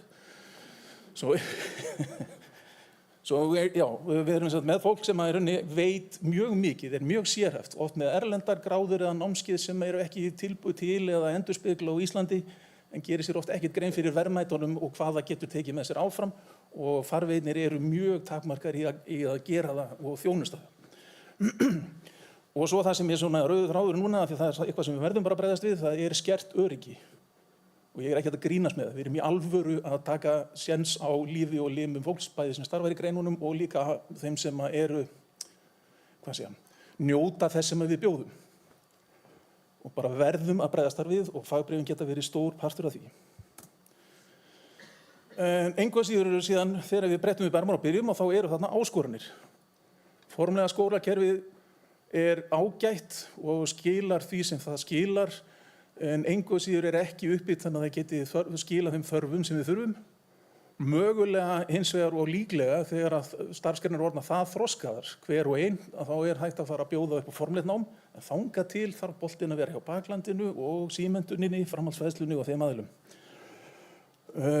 Vottanir og nám frá erlendum aðilum eins og ég nefndi áður, það mjög mikið í tölvugeiranum, kvikmyndageiranum, uppsetningu tæknibúnað eins og við erum með hér sem af stöðlum, 3 stafa skammstöfunar dipplómum sem hafa í rauninni mjög lítið gildi hér á Íslandi nema bara akkurat innan þeirrar greinar sem við erum að tala og oft mjög verðmæt störf og háum launum, en þetta fólk líka þegar verið þreytt í akkurat því starfi sem það fer inn í hefur enga leið til að taka þessa þekkingu með sér yfir í önnur störf og rauninni þá þarf að parkera því og byrja aftur í næsta þrepi. Og svo þetta sem ég nefndi áður líka, fólk stoppar mjög stutt við í greinunum. Við erum með gríðarlegan áhuga að komast inn í kvikmyndabransan eða inn í sjónvarpsbransan eða inn í tölvuleikjageirann eða guð má vita hvað það annað. Þetta eru spennandi störf, það mikið að gerast, hraðinn mikill, en það ekki nema brot sem heldur áfram og eykur hæfni sína, fer áfram, bætir við sig, verður að svona þessu mid-level, og mánta mig gott einhvern veginn orð svona akkurat þegar að hugsa. Þannig að það eiginlega svolítið svoleiðis að vera með stóra púlju af fólki á neðstu hæfniþrepunum og svo erum við svona einhverja sem eru farnir að safna enni aftur á nakka og gráum hárum sem eru svona hunga inn í geirinum og halda áfram. Þá það með viðbröðin. Rauninni baklandtækningarina, 2 mínútur, Jesús góður, þetta gengur ekki. Viðbröðtækningarina, við erum búin að vera frá því 2008 að velta þessu fyrir okkur. Byrjuðum og höfum þróað raunfærni mat, við höfum verið tekið þátt í þróun styttri námskráða, námskeiða, kalla til aðila á vinnumarkaði og fleira. En það sem er augljóst að við þurfum fagbréf fyrir vel flest störfin okkar aða og hafið í huga þessi 2000 starfrættir sem ég var að velta þarna í gegnum skjáminn áðan. Við þurfum samlega þess að kortleggja hæfnigreina öll störf, ekki bara þau sem við erum að fara í fagbréfið með, við þurfum að teikna upp allt kortið, við þurfum að fá heildarmyndina, þyrlusýnina sá ég einu sinni í glæru frá Fræðslumiðstöð atvinnulífsins sem mér finnst mjög góð, af því að hún er ekki til. Það er fínt ef við ætlum að leiðin til Íslands sem leyfur efni eða eitthvað, en við vitum ekki hver Ísland er, en það væri mun skárra að hafa allan að gróft kort sem að við sirka svona hvert við erum að fara, sko. Eða finna Ameríku, ef við förum þangað. Ok, og í framhaldi er síðan líka í skoðun að við þurfum væntanlega að smíða og búa til leiðbeiningar, svona biblíurnar, fagbiblíur, öryggismál, af því það er bæði farvegurinn í að yfirfæra þekkingu og milli fólks, veitir eftirlits- og þjónustuaðilum verkfæri til þess að taka þátt í faginu og sömuleiðis næstum kaupa þjónustuna af geiranum þegar það var mjög litlar forsendur til þess að meta gæði þeirrar vinnu sem við erum að bjóða og saman getur þetta allt grundvallað bætt starfsumhverfi og í sumum tilfellum bætta eftirfylgni og eftirlit eins og hérna. Og því er þá spurningin núna, og það akkurat það sem við erum að gerast akkurat núna, er að fagbréfin eru í þróun og við erum að tengja þau beint við okkar kjarasamning. Hæfniþrep íslenska menntakerfisins með viðbótar skilgreiningu sem falla betur að hæfniþörfum starfa er tekin inn í samninginn. Þetta er í fylgiskjali það sem með og aftur getur þetta í huga það sem vorum að tala um sem sagt, ábyrgð og hæfni þriðja hringinn í glærunni sem er glærunni hjá Mats og það er ágætis mynd á þessu. Það sem vantar svolítið inn í íslenska grunnhæfniþrepið eins og þeim er lýst í fyrir menntakerfið. Og svo eru lágmarkslaun bundin við einmitt þessi hæfniþrep og við erum að semja lágmarkslaun á 6 mismunandi hæfniþrepum. Og bókanir og annað texti samningsins opnar á innleiðingu hæfnilauna kerfa á vinnustöðum og ég veit að það er sér erindi það hér á eftir. Síðan þurftum við aðeins að aðlega framkvæmdina með hvernig fyrstu fagbréfin voru. Núna, af því að við erum með alla þessa skrýtnu flóru og mjög mikið að litlum vinnustöðum, þá gengur eiginlega ekki upp að vinna þessi fagbréfaferlið í beinu samstarfi við staka vinnustæði eða inn á vinnustöðunum nema bara litlum hluta. Og því er rafmennt framkvæmda og samræmingaraðili fyrir alla þróun og allt mat og Fræðslumiðstöð atvinnulífsins eftir sem áður með vottun og gæðastjórn og annað slíkt. Við höfum lokið fyrstu 5 fagbréfunum og þjálfum matsaðilega tilbúin og erum því að bara leggja á stað með þau mjög fljótlega og svo er ég að velta þessu fyrir mér. Við erum sennilega búið með 5 og eigum 500 eftir. Þetta er ágætt sko, við erum 1% komið en vonandi veikst kannski hraðinn örlítið. En svo eru hérna 2 glærur, þetta er alveg að koma. Og svo hvað er þau viðbót? Við þurfum eins og við vorum svolítið að benda á, 5 búin, 500 eftir, við þurfum að smíða færimandi, við þurfum einhvern veginn að horfa á allt ferlið sem við höfum verið að vinna hingað til og sjá hvernig við bæði fjármögnum það. Peningurinn er nokkurn veginn til allavega fyrir svona hjá okkur, við erum tiltölulega góða menntasjóði sem eru virkir og eiga fé fyrir þessu til að byrja, en við þurfum einhvern veginn að láta það virka, tengja það við þetta ferli og koma þessu af stað þannig að við getum ekki bara verið aðfæranlega 5 á ári, heldur kannski 100 á ári eða svo. Síðan samlega þessu eins og ég nefndi áður við okkur sárvantar kortlækninguna. Okkur vantar öll starfsheiti á íslensku sem til eru, hvort eru sambærilegi hæfni við önnur starfsheiti í svipuðum geirum og annað. Engu að síður þegar við búum til fagþrep á hæfni fyrir 1 starf og þegar segjum að það lenda á hæfniþrepi 2 eða 3 þá verður tiltölulega góð mynd af því hvaða kröfur eru fyrir hæfniþrepi fyrir neðan og hæfniþrepi ofan í leiðinni. Þannig að mögulega kannski getum við farið styttri leið. Ný fagbréf sem bætti við á efraþrepi er til flýtilið. Við þurfum að velta þessu fyrir ykkur og svo er það að því að partur af fagbréfunum er líka ef að fólk nær ekki öllum kröfum fagbréfsins að þá þurfum við að bjóða upp á einhvers konar þjálfun eða námskeið. Og þá þurfum við einhvern veginn að átta okkur á þessu mjög dýnamíska umhverfi hvernig við gerum það ekki með þeim formerkjum að við þurfum að safna í heilan bekk eða heilt námskeið, heldur við þurfum að geta unnið þetta á einhvers konar mentorkerfi eða einhverju slíku og mun hraðar og mun sveigjanlegar heldur við höfum gert hingað til. Nú er ég að missa röddina.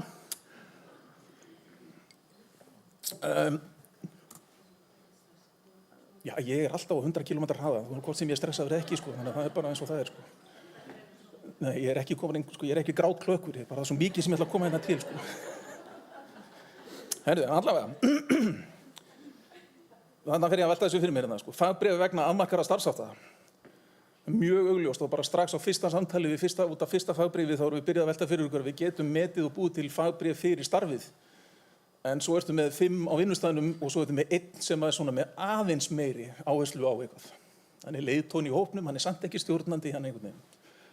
Og svo viðbót eftir 2 ár þá verða konin í 9 þættir í þessu tæknistundastörf, þannig við erum ekki að uppfært fagbréfin.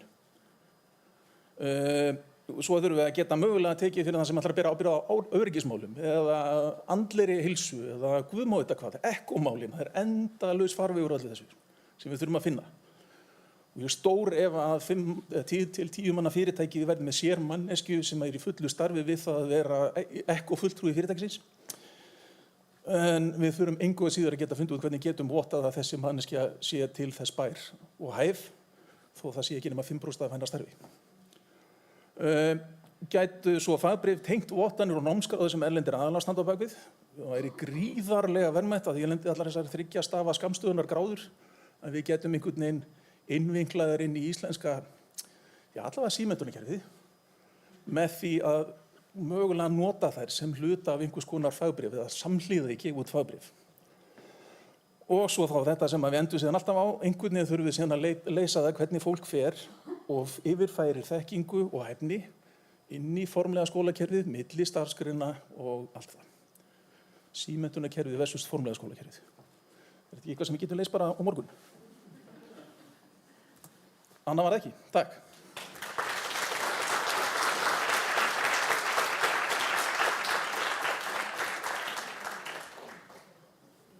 Já, ok. Heyrðu, takk kærlega Jakob og þú fyrirgefur þessi tæknilegu vandamál varðandi tímalengdina. Það var eitthvað í gangi þar. Og það er bara rosalega gaman að heyra hvað þetta er komið langt víða. En þegar maður er að hlusta á erindin þá fór ég að hugsa að þetta er svolítið eins og hindrunarhlaup. Og ég veit ekki hversu margir hérna hafa hort á hindrunarhlaup en ég hvet ykkur allavega til þess. Þetta eru löng hlaup þar sem eru alls konar hindranir á veginum en flestir komast samt í mark. Þannig að við bara höldum áfram. En nú bjóðum við velkomna í Pontus Söru Dögg, þannig er hún, Svanhildardóttur, sérfræðing fyrir atvinnuþátttöku fatlaðs fólks hjá Vinnumálastofnun. En hún ætlar að flytja erindið færni á vinnumarkaði, byggjum brýr á milli kerfa og út á vinnumarkaðin. Gjör svo vel, Sara.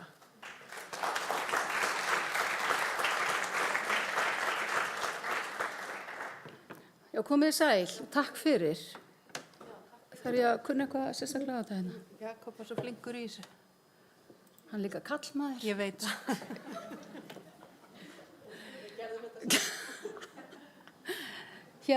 Bara gaman að vera með ykkur. Ég hjá eftir því að búið að tala svolítið mikið um virðingu og svona virði þess að fá staðfestingu á því sem maður kann og getur. Og mig langar í þessu erindi og ég ætla að nýta þessa 10 mínútur mjög vel. Þannig að ég ætla bara að fletta sem glærum en að reyna að koma sem mest til skila á þessu stuttatíma því það er að tala alveg ótrúlega lengi um þetta mál sem varðar færni fatlaðs fólks til aukinnar atvinnuþátttöku. Og það er það sem við fórum á stað með núna í vor, getur við sagt, snemma á vormánuðum, þá fórum við á stað með alveg óendanlega dýrmætt og mikilvægt samstarf ólíkra aðila, þessara kerfa sem ég er kannski að vitna til í þessum titli sem varðar að byggja brýr. Og það var þannig að Fræðslumiðstöð atvinnulífsins lykilaðili að þessari tilraun og kannski námi sem við teljum að sé komið til að vera. Kemur í samstarf við Vinnumálastofnun, Fjölmennt sem er símenntunar aðili fullorðins fatlaðs fólks og svo fræðsluaðilar allt land sem komu síðan að framkvæmd námsins og eru þetta okkar lykil samstarfsfólk í framkvæmdinni sjálfri ásamt atvinnulífinu, Guð minn almáttugur. Við erum með 74 vinnustæði í þessu námi núna, 74 fatlaða einstaklinga með þroskahamlanir í þessu námi sem er að taka þessu fyrstu skref með okkur í að láta reyna á hvernig við eflum færni þessa hóps, þessa jaðarsetta hóps sem í kerfunum okkar, þessum góðu traustu kerfum, menntakerfunum, hafa mjög lítið aðgengi. Aðgengi sem þau hafa síðan bundið þannig inn í kerfin að þau gefa ekki þessa dýrmætu staðfestingu á því hvað kann ég, hvað get ég og í hvar liggur færnin mín. Og þess vegna þetta svo mikið kraftaverk, þetta samstarfsverkefni, færni á vinnumarkaði, vegna þess að það byggir á því að nákvæmlega æfa ákveðna færni, ná henni, fá hana staðfesta og þegar vel gengur og allt gengur upp og þá endar það með fagbréfi atvinnulífsins sem alveg gríðarlega mikilvægt tæki fyrir þennan hóp að hafa í farteskinu þessa einstaklinga þegar þau fara síðan í sína leit eftir atvinnu.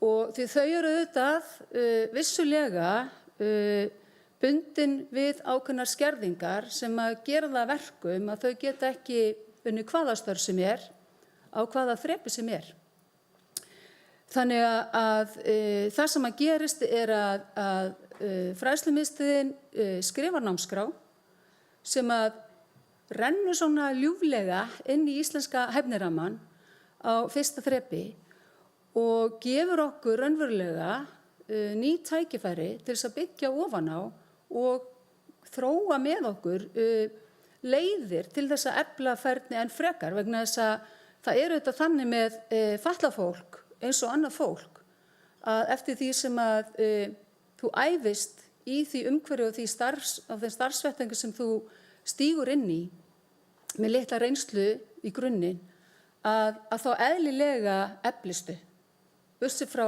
öllu öðru, að þá eflist færni þín, þú ferð að ráða við verkefnin af meiri dýpt og af meiri öryggi og allt þetta eins og við bara þekkjum í því að hvernig það að takast á inn í verkefni. Það stressandi til að byrja með og alls konar óöryggi en síðan gerist eitthvað og maður bara flýgur áfram. Og það bara nákvæmlega eins með þennan hóp.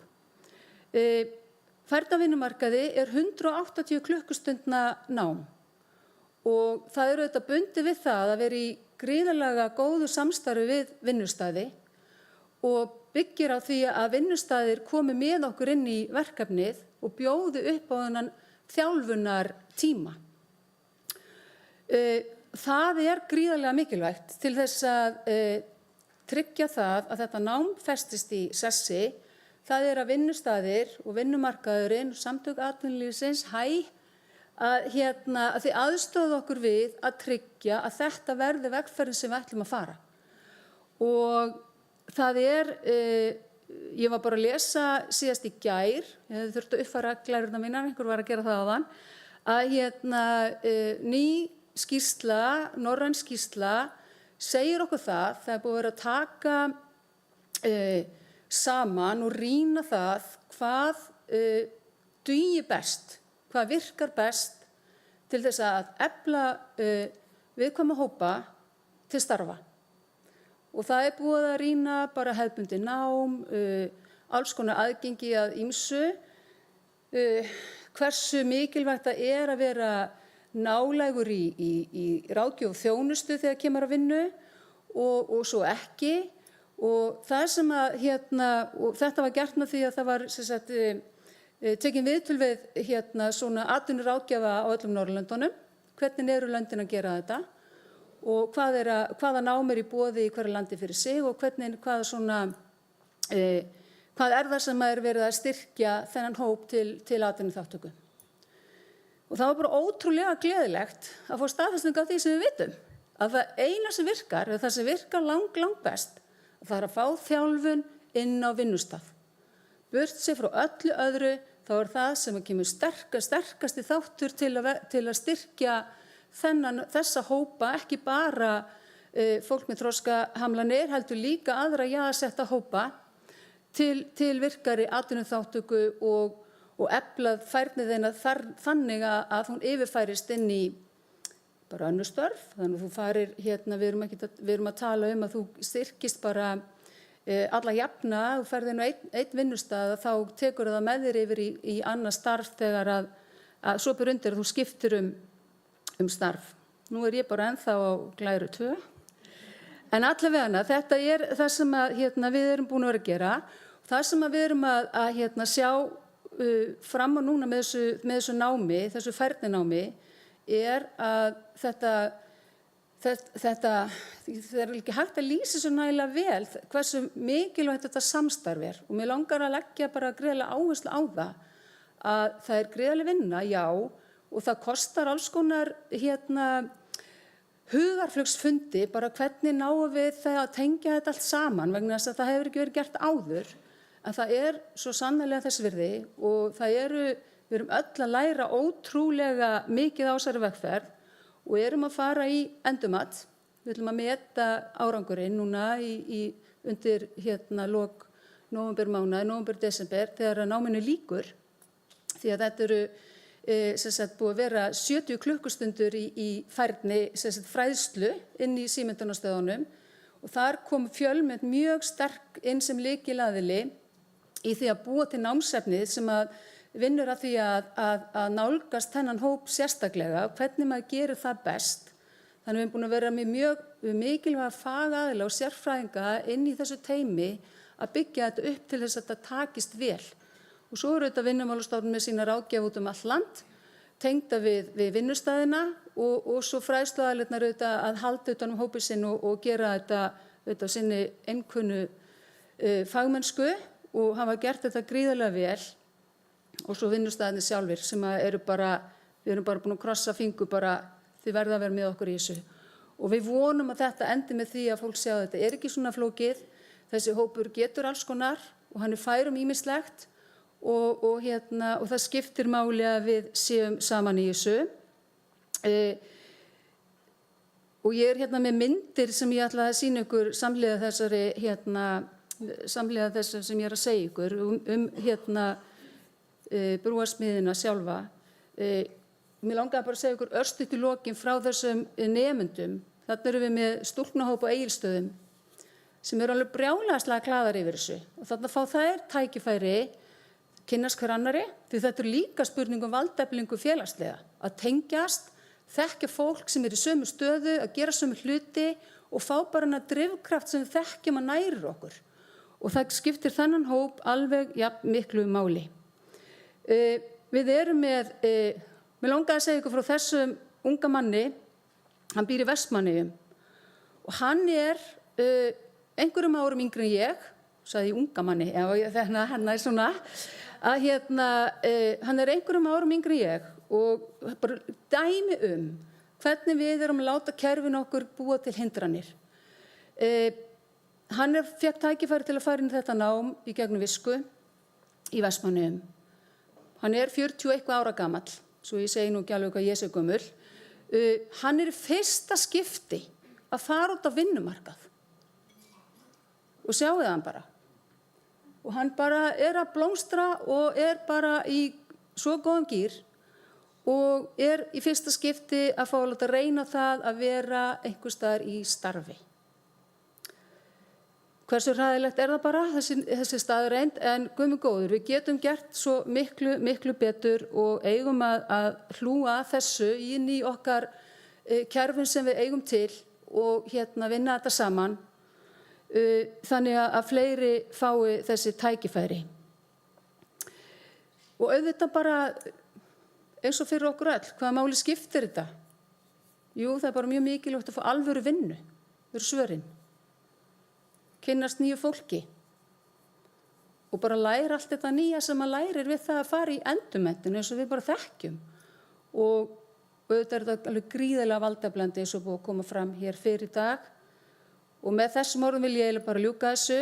Við getum gert það vel og við trúum því að þetta verkefni sé komið til að vera og við vitum af sennilega 3 hópum sem eru bara æstir í að fá komast af stað eftir áramótin sem er bara algjörlega frábært. Við vorum ekkert vissar að það er endilega raunin og vonandi fáum við vinnustæðina áfram með okkur inn í þessa vegferð og það smiti út frá sér þannig að fleiri rétt upp hönd og segja að sjálfsögðu tökum við þátt í þessu. Eflum okkar fólk hvar sem það er statt í samfélaginu. Takk fyrir mig.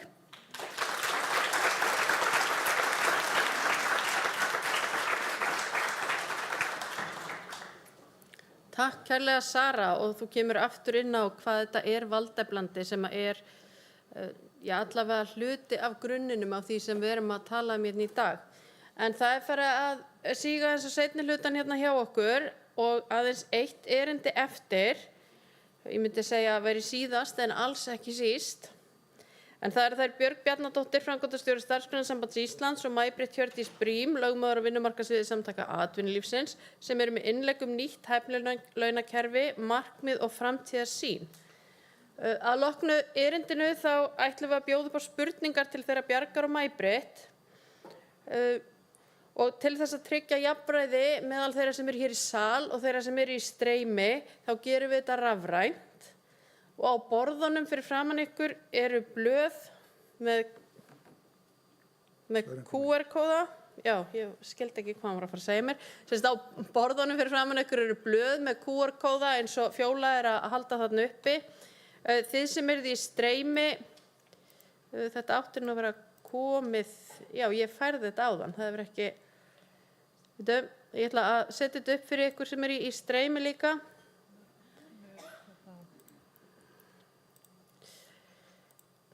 Hvernig? Ég sé ekki exið hér. Það er engin fundur almennilegur hans að sé eitthvað svona, sko. Þetta er ekki hvernig ég loka þessu.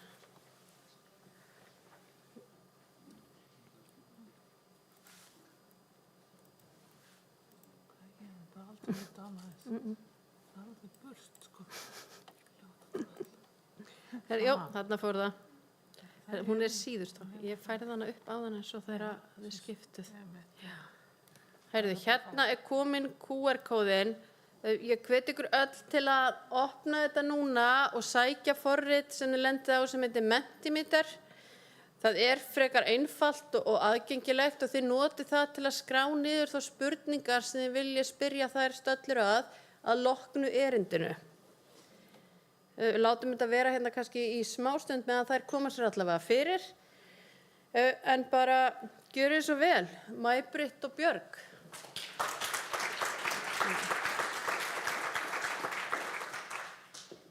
Hversu óhætt núna. Og nú þurfum við að bakka tilbaka, sko. Gerum það bara. Það var hérna, ekki? Gerum svo vel. Takk fyrir, kæra þakkir og takk fyrir að bjóða okkur hingað. Við erum spenntar að fá að ræða þetta verkefni sem okkur er mjög andum og okkur kemur óvenjulega vel saman en það ekki? Jú. Okkur er svona ruglað saman, ég er Björg og þetta er May-Britt. Selvvirði.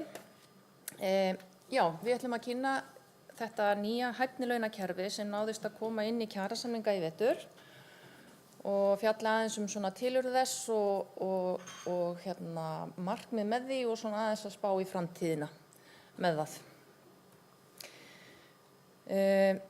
Þetta hæfnilaunakerfi hefur átt sér talsverðan aðdraganda. Í lífskjarasamningunum 2019 þá komu inn 2 nýjar bókanir í kjarasamningin sem að lögðu grunninn að þessari vinnu. Það var bókun raunfærnimat, þar sem var lögð áhersla á að þróa raunfærnimatið á samningstímanum og svo var gerð bókun launakerfi þar sem markmiðið var að fjölga þeim þáttum sem horft til við launasetningu og búa til skýrari hvata fyrir starfsmenn að þróast í starfi. Og síðan 2022 þá gengum við frá skammtímasamningum einungis til rúmlega árs og þá vorum við á samningstímanum að vinna samkvæmt verkáætlun sem við tókum afar alvarlega. Já.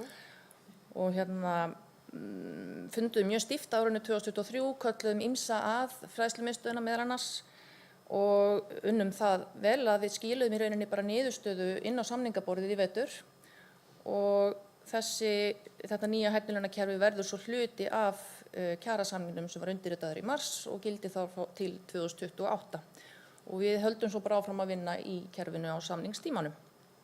Já, ég held að sé alveg gríðarlega mikilvægur tími þetta ár sem við fengum til þess að vinna að hugmyndafræðinni og undirstöðunum í sameiningu. Og eins og Björg kom inn á þá kölluðum við inn til dæmis fyrirtæki og fræðslumiðstöðina og aðila sem voru sérfróðari við efnið til þess að ræða einmitt hugmyndafræðina á bak við launasetningi gegnum hæfnilaunakerfi og svona hvaða ávinningur og markmið myndu felast í því. Og vegna þess að þegar við sitjum við kjarasamningsborðin í Karphúsi þá fer náttúrulega allur tíminn í að ræða launaliðin. Svo svona starfsmenntamál og mál sem við erum svo innilega sammála hafa stundum aðeins ýst til hliðar svo ég mæli með þessu verklagi. Já, svo sannarlega, sammála því. Heyrðu, þetta er sem sagt aðeins hugmyndafræðina, þetta er nýjung í kjarasamningum, þetta verður átt sér stað, þetta verður að finna í bókunum og svona fylgiskjölum en núna skrifuðu við inn í kjarasamningin, orðið fagbréf að finna í kjarasamningnum okkar núna. Og hæfni.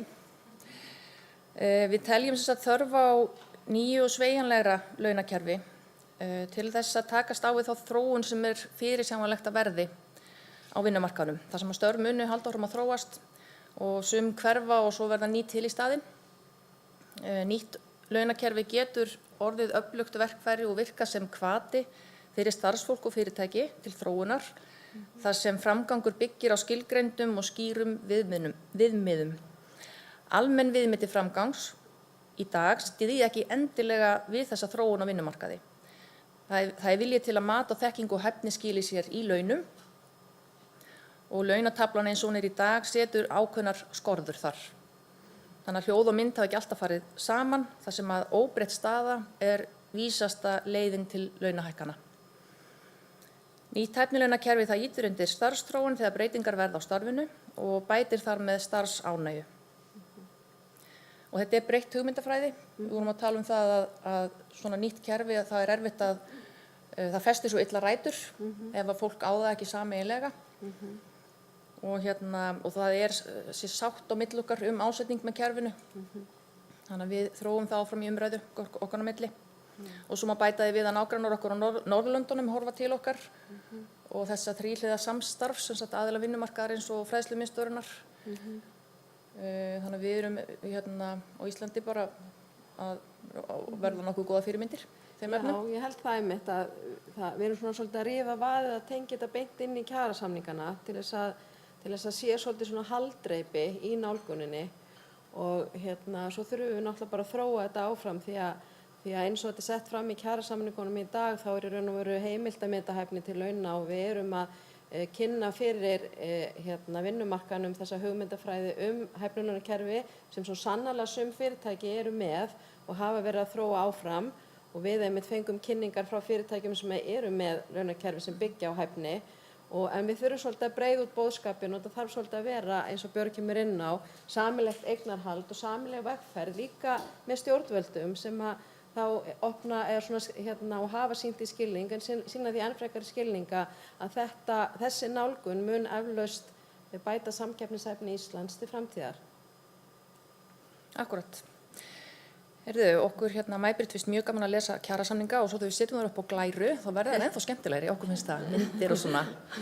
Og við ætlum bara svona rétt að renna yfir þær breytingar sem urðu og okkur fannst mikilvægt að ættu sér stað í greinum kjarasamningsins sjálfs. Hjá okkur Þess vegna kannski tökum við þetta upp svolítið með ítarlegurum hætti inn í launakaflan og þetta er nýjung á íslensku vinnumarkaði að setja þetta inn í launakaflan að því yfirleitt höfum verið að byggja einmitt launahækkanir á starfsreynslu og við erum náttúrulega að tala aðalkjarasamninga en já, Björg, mátt lesa þetta upp fyrir þetta. Já, við gerðum sett breytingar á fyrsta kafla kaup og þar stendur núna að það er heimilt að meta hæfni til launa í hæfnilaunakerfi þar sem að horft meðal annars til íslenska hæfni rammans. Og þegar öllum hæfnikröfum starfsins náð, þá er færnin staðfest með fagbréfi, við erum að tróða þessu orðin í samningin og mjög ánægð með það, og að fræðslumiðstöðin gefur út fagbréf atvinnulífsins og vottar að réttri aðferðafræði hafi verið beitt við framkvæmd mats og starfsþjálfunar. Og með þessu er lagður grunnur að launasetningu út frá inntaki og eðli starfsins og hæfni starfsfólks óháð starfsheitum. Starfsheitur er ekki hluti af þessu kerfi, þetta er ekki eins og starfsmatskerfi sveitarfélaganna virkar. Hugsum þetta öðruvísi. Og auk þess að gera breytingar hérna á fyrsta kaflanum kaup, þá urðu breytingar á 5. kafla fyrirtækjaþátt og síðan framkvæmda áætlun. Þannig að May-Britt ætlaði aðeins að renna við það. Já, við sem sagt settum þetta inn í kaflanum kaup eða laun og svo erum við raun og veru með breytingar á 5. kafla kjarasamningsins fyrirtækjaþáttinn og við erum í raun og veru með þetta sambland eða þetta bæði hvað var grundvöllin og svo markmið og ávinning með svona kerfi að við erum náttúrulega aðeins að hugsa til framtíðar og hugsa í raun og veru hvernig við getum mætt breytingum á vinnumarkaði. Við vitum það öll að störf að breytast, sum verða ekki til eftir einhver tíma meðan önnur eru að taka einhvers konar breytingum og við teljum að hæfnilaunarkerfi sé eitt verkfæri eða eitt liður í því að bregðast við þeirri þróun. Það að segja og ég kem inn á það hvernig hæfnilaunarkerfi í raun og veru þróast í gegnum hæfnigreiningar. Við teljum það að vera mjög mikinn ávinning bæði fyrir starfsfólk og fyrirtæki að í raun og veru að líta til hæfnikrafna starfa og að hæfnin og færnin sé staðfest og viðurkennd. Það sé bæði, og nú segi ég þetta orð enn og aftur sem búið að koma hérna fram í öllum erindunum, það valdefli starfsfólk, það ýtir undir starfsþróun og það ýtir líka undir starfsánægju og að meðan eru fyrirtækin líka með betri yfirsýn yfir hæfni starfsfólks.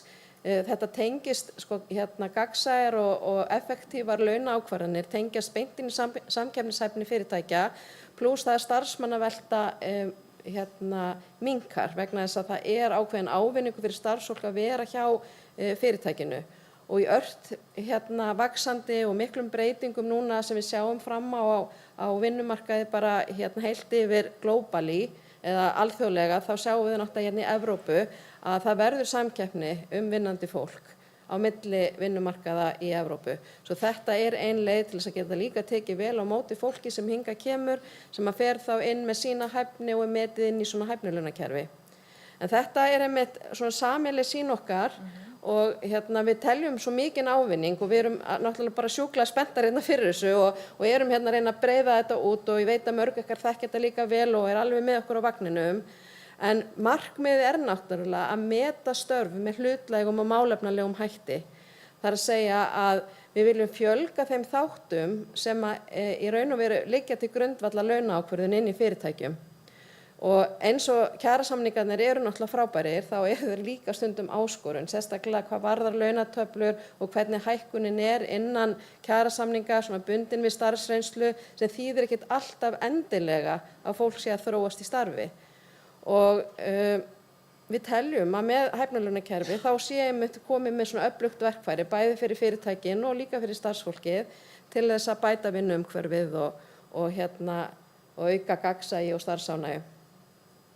Og það verða til þessi skýrari hvatar til að starfsfólkið eflist og þróist í starfi.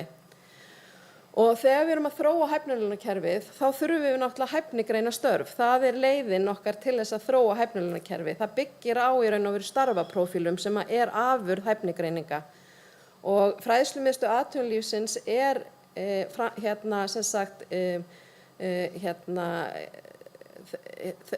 þau sem sagt hæfnigreina og eru hlutlaus aðili, framkvæmda aðili með samræmda nálgun og tryggja þannig að það verði ákveðin gæði og samræmdu viðmið þegar við erum að hæfnigreina störf. Og við erum ekki að tala að hæfnigreina störf hjá einstaka fyrirtækjum, við erum að tala að hæfnigreina störf sem ganga þvert á greinar. Það mjög mikilvægt, svo að fyrirtækin geti nota sér starfaprófílana en aðlaga svo hæfnilaunarkerfið að sinni starfsemi. Og þá geta þau bætt við starfaprófílana. Það mjög mikilvægt. Mér finnst líka mikilvægt að benda á það að það verði þá til safn af starfaprófílum sem á einum stað sem að fræðslumiðstöð atvinnulífsins mun halda utanum og svo ákveðið svona endurmatsferli eins og við þekkjum líka í öðrum svona starfsmatskerfum eða þegar verið að meta inntak starfa.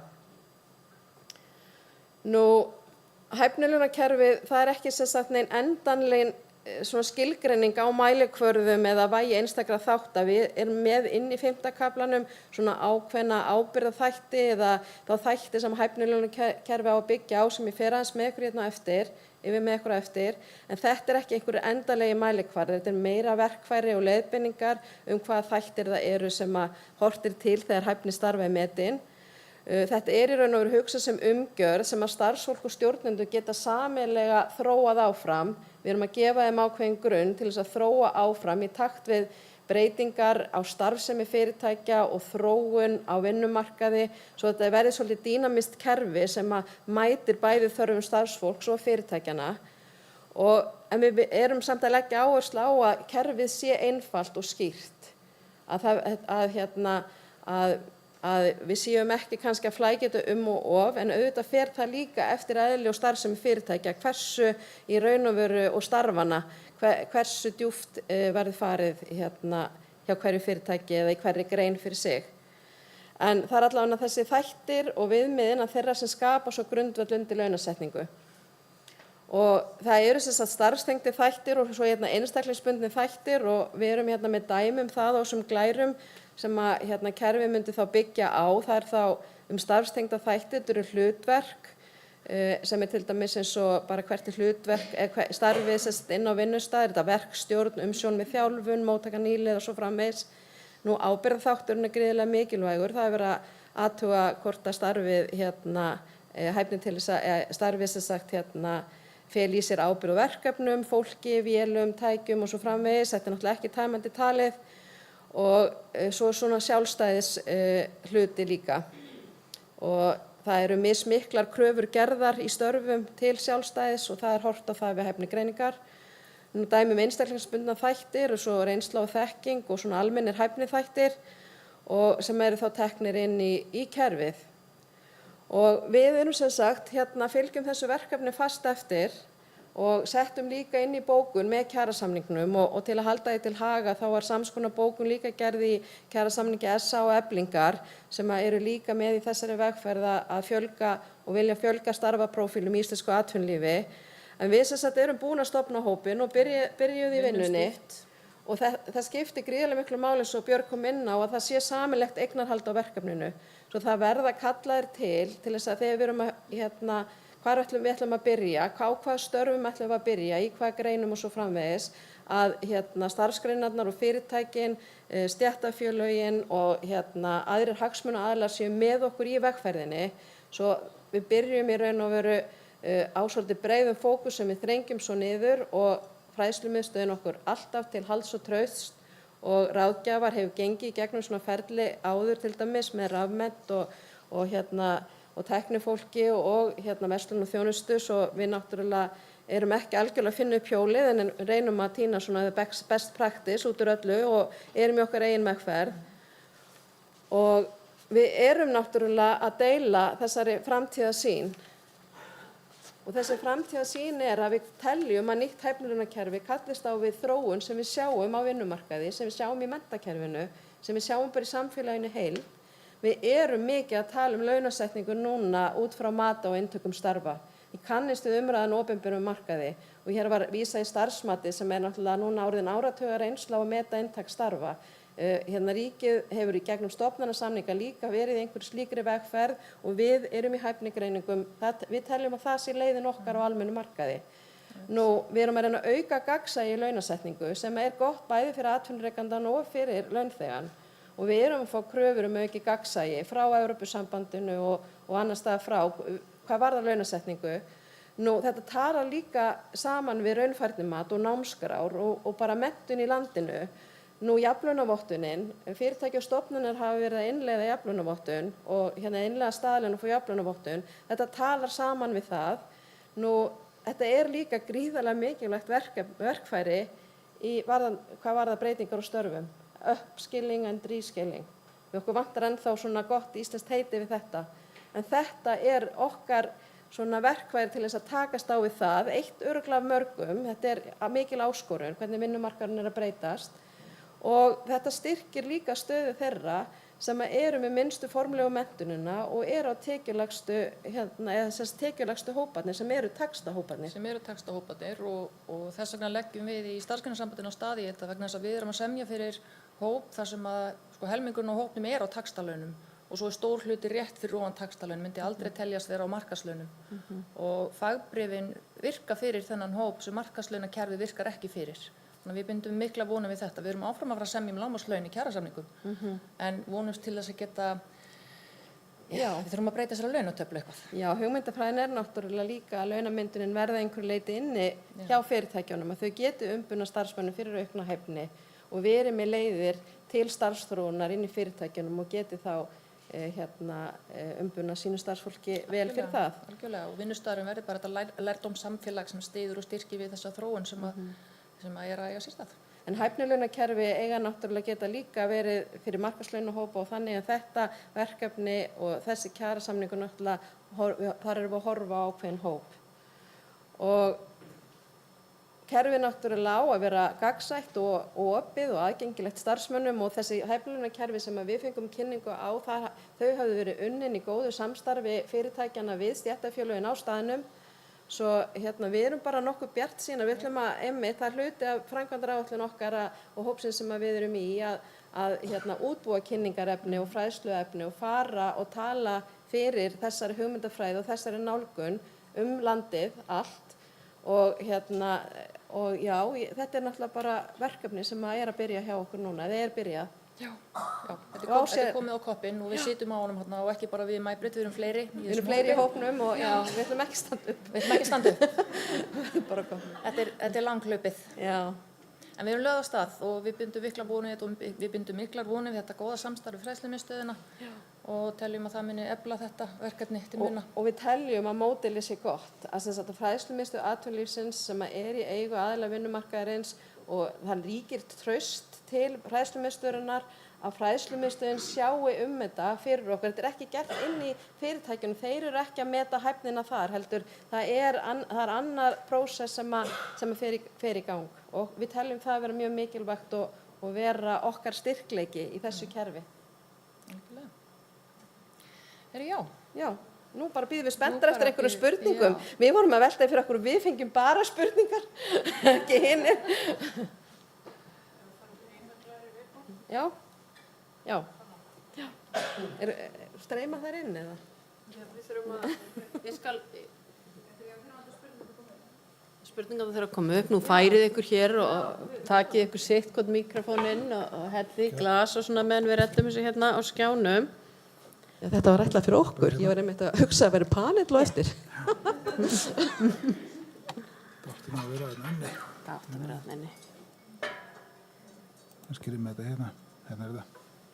Ok, en getum við ekki, viljum við vera með þar hér uppi eða viljum við...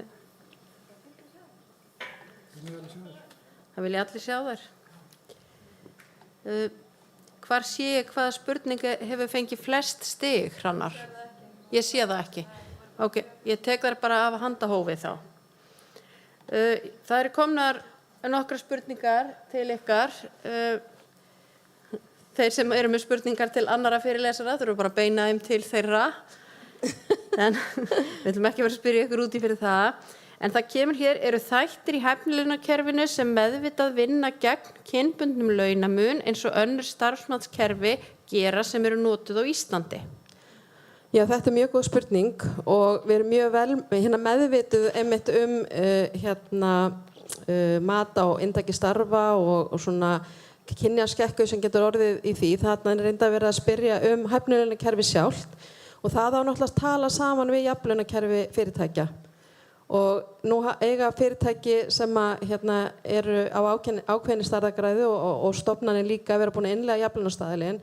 Svo sjálfsögðu á launakerfi bæði að vera jafnlaunakerfi og hæfnilaunakerfi. Svo þannig erum við náttúrulega að tengja í raun og veru viðmiðin þannig að þau verði kynhlutlaus.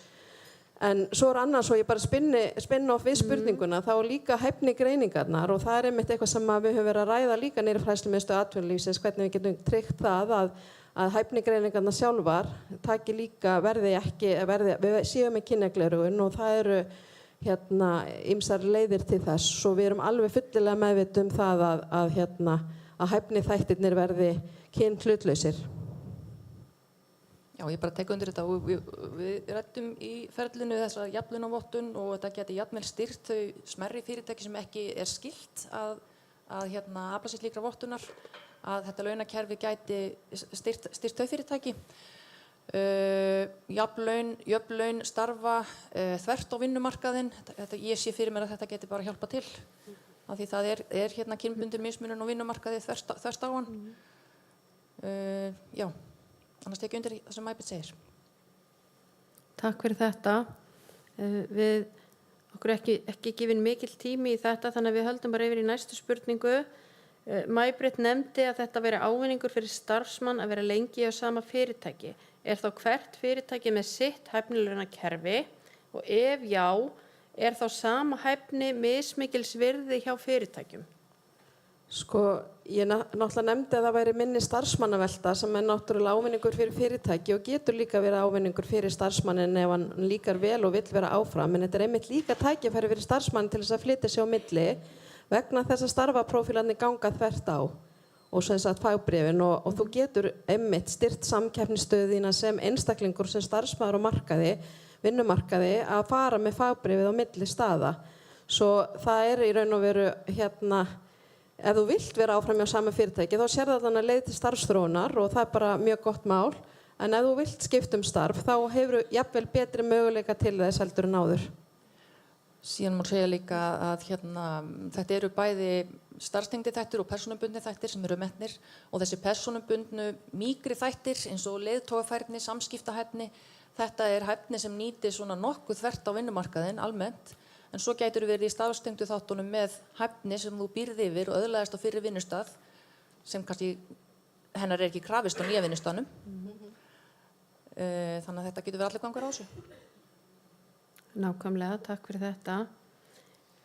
Hér er spurt, hver mun kosta hæfnigreiningarnar sem fræðslumiðstöð er ætlað að vinna? Okkur vantar sjálfboðaliða, úrsa. Rétta bara upp hönd. Við erum að vinna í þessu. Já, sko, þær eru náttúrulega greiddar af atvinnulífinu í dag, bæði gegnum starfsmenntasjóði og fyrirtækin líka. Nú, stjórnvöld hafa náttúrulega, við erum með þjónustusamninga fræðslumiðstöðin við stjórnvöld sem að styrkir þá eða í raun og veru að taka þátt í að greiða fyrir þróun á verkfærunum. En núna náttúrulega svolítið babyboom í gangi. Við erum bara í raun og veru að springa út og það gríðarlegur áhugi á fagbréfunum út allt land og hjá öllum starfsgreinum. Og ég sé náttúrulega fyrir mér að stjórnvöld komi með ríkari hætti inn í þetta vegna þess að eins og ég sagði áðan þá þetta að styrkja íslenskt atvinnulíf í heildina og samkeppnishæfni Íslands. Svo við viljum náttúrulega gjarnan halda áfram að borga þetta í atvinnulífinu en líka með stuðningi stjórnvalda, svo það sé sagt.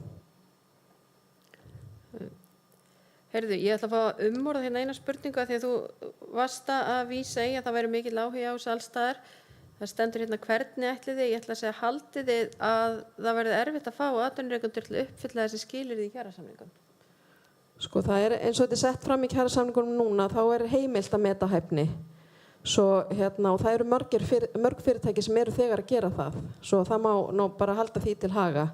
Við erum náttúrulega að fara að kynna þessa framtíðarsýn og hvernig hæfnilaunakerfi geta unnið með fyrirtækjum og starfsfólki. Ég held að flestir atvinnurekendur náttúrulega fylgja kjarasamningum á markaði. Náttúrulega það það sem grundvöllurinn okkar og ég og megin þorri íslenskra fyrirtækja það fylgja kjarasamningum svo það náttúrulega sjálfu sér ekkert eitthvað vandamál að fylgja kjarasamningum en eins og ég segi þetta heimildarákvæði eins og þetta núna inni. Já, og svo bara hvatinn fyrir fyrirtækin þannig eins og þér helst betur á starfsfólki. Það samkeppni starfsfólk og fyrirtæki þitt býður upp á þetta kerfi. Þá ertu eftirsóknarverðari sem vinnustaður. Algjörlega. En í hvað starfsgreinum á að byrja? Já, við erum bara akkurat þarna núna. Já, við erum að velta fyrir okkur starfsgreinunum og störfunum sem henta í þessa vegferð til að byrja með. Kannski ekki alveg tímabært að fara að ræða það en þetta það sem við erum stödd þarna núna. Við erum í greiningavinnu með aðildafélögum í húsi atvinnulífsins og með stéttarfélögum og út allt land og við erum bara í þessari breiðu nálgun núna hvaða störf og greinar kannski liggja best við að byrja á.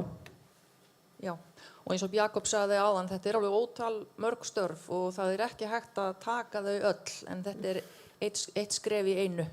Þannig að við þurfum að raða þeim upp á einhvers konar tímalínu, þessum starfahópum.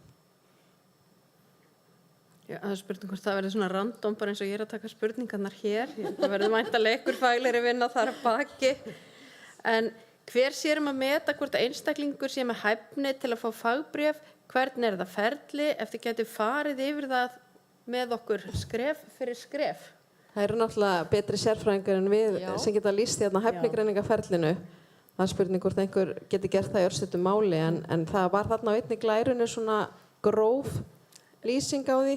Erum við ekki bara að vísa á vef fræðslumiðstöðvarinnar, þar eru góðar upplýsingar. Haukur með þetta uppi núna, Haukur getur svarað þessu, en við hleypum honum ekki í mækinn, tíminn að verða búinn. Það bæklingur á borðunum, en ykkur í streymi, þið kíkið inn á vefinn og þar eigið að geta fengið þessar upplýsingar, frekar skýrt fram settar. Klukkan 42. En kannski til að svara spurningunni, hún var að vísa, það eru í raun og veru bara fræðslumiðstöðin í samtali við fyrirtæki og starfsfólk sem framkvæmir hæfnigreiningarnar, svo það er ekki fyrirtæki sem gerir þetta eða stéttarfélögin, heldur þetta í raun og veru hlutlaus nálgun. Heyrðu, frábært. Það takk fyrir þetta, stelpur. Skýr og góð svör. Við náum ekki að fara yfir allar spurningarnar, en ég veit að þær taka glaðar á móti spurningum í síma og tölvupósti. Þannig að þið beinið bara til þeirra hér eftir fundin. Ég ætla að slökka á þessu bara núna og þá í rauninni, hvert erum við komin? Við erum eiginlega bara komin að lokum ársfundarins og dagskrá næstum lokið.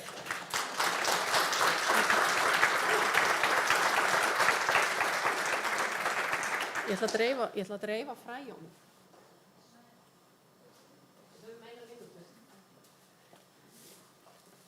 Ég sagði í upphafi að fundurinn væri í samstarfi við NVFL og ég fékk hér í hendur fræ áðan þegar við vorum að byrja sem NVFL gefur öllum fyrirlesurum, þannig ég ætla að biðja ykkur að koma hérna upp. Þetta svona táknræn gjöf, hér búið að sá fræjum í allan dag og þið haldið áfram þeirri þolinmæðisvinnu sem að rækta upp úr þessum pókum. Það að gera að koma þessu til skila. Hvert fær svona einn lítinn póka með fræjum.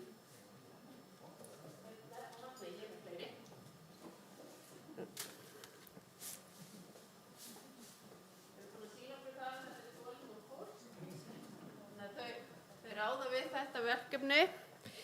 En þá held ég sé búin að gera öllu skil sem ég átti að gera í dag og ég þakka ykkur bara öllum fyrir komuna og vona að þið farið öll hérna uppfull af hugmyndum og nýjum fróðleik sem þið hafið öðlast hér í dag. Og bara takk fyrir okkur.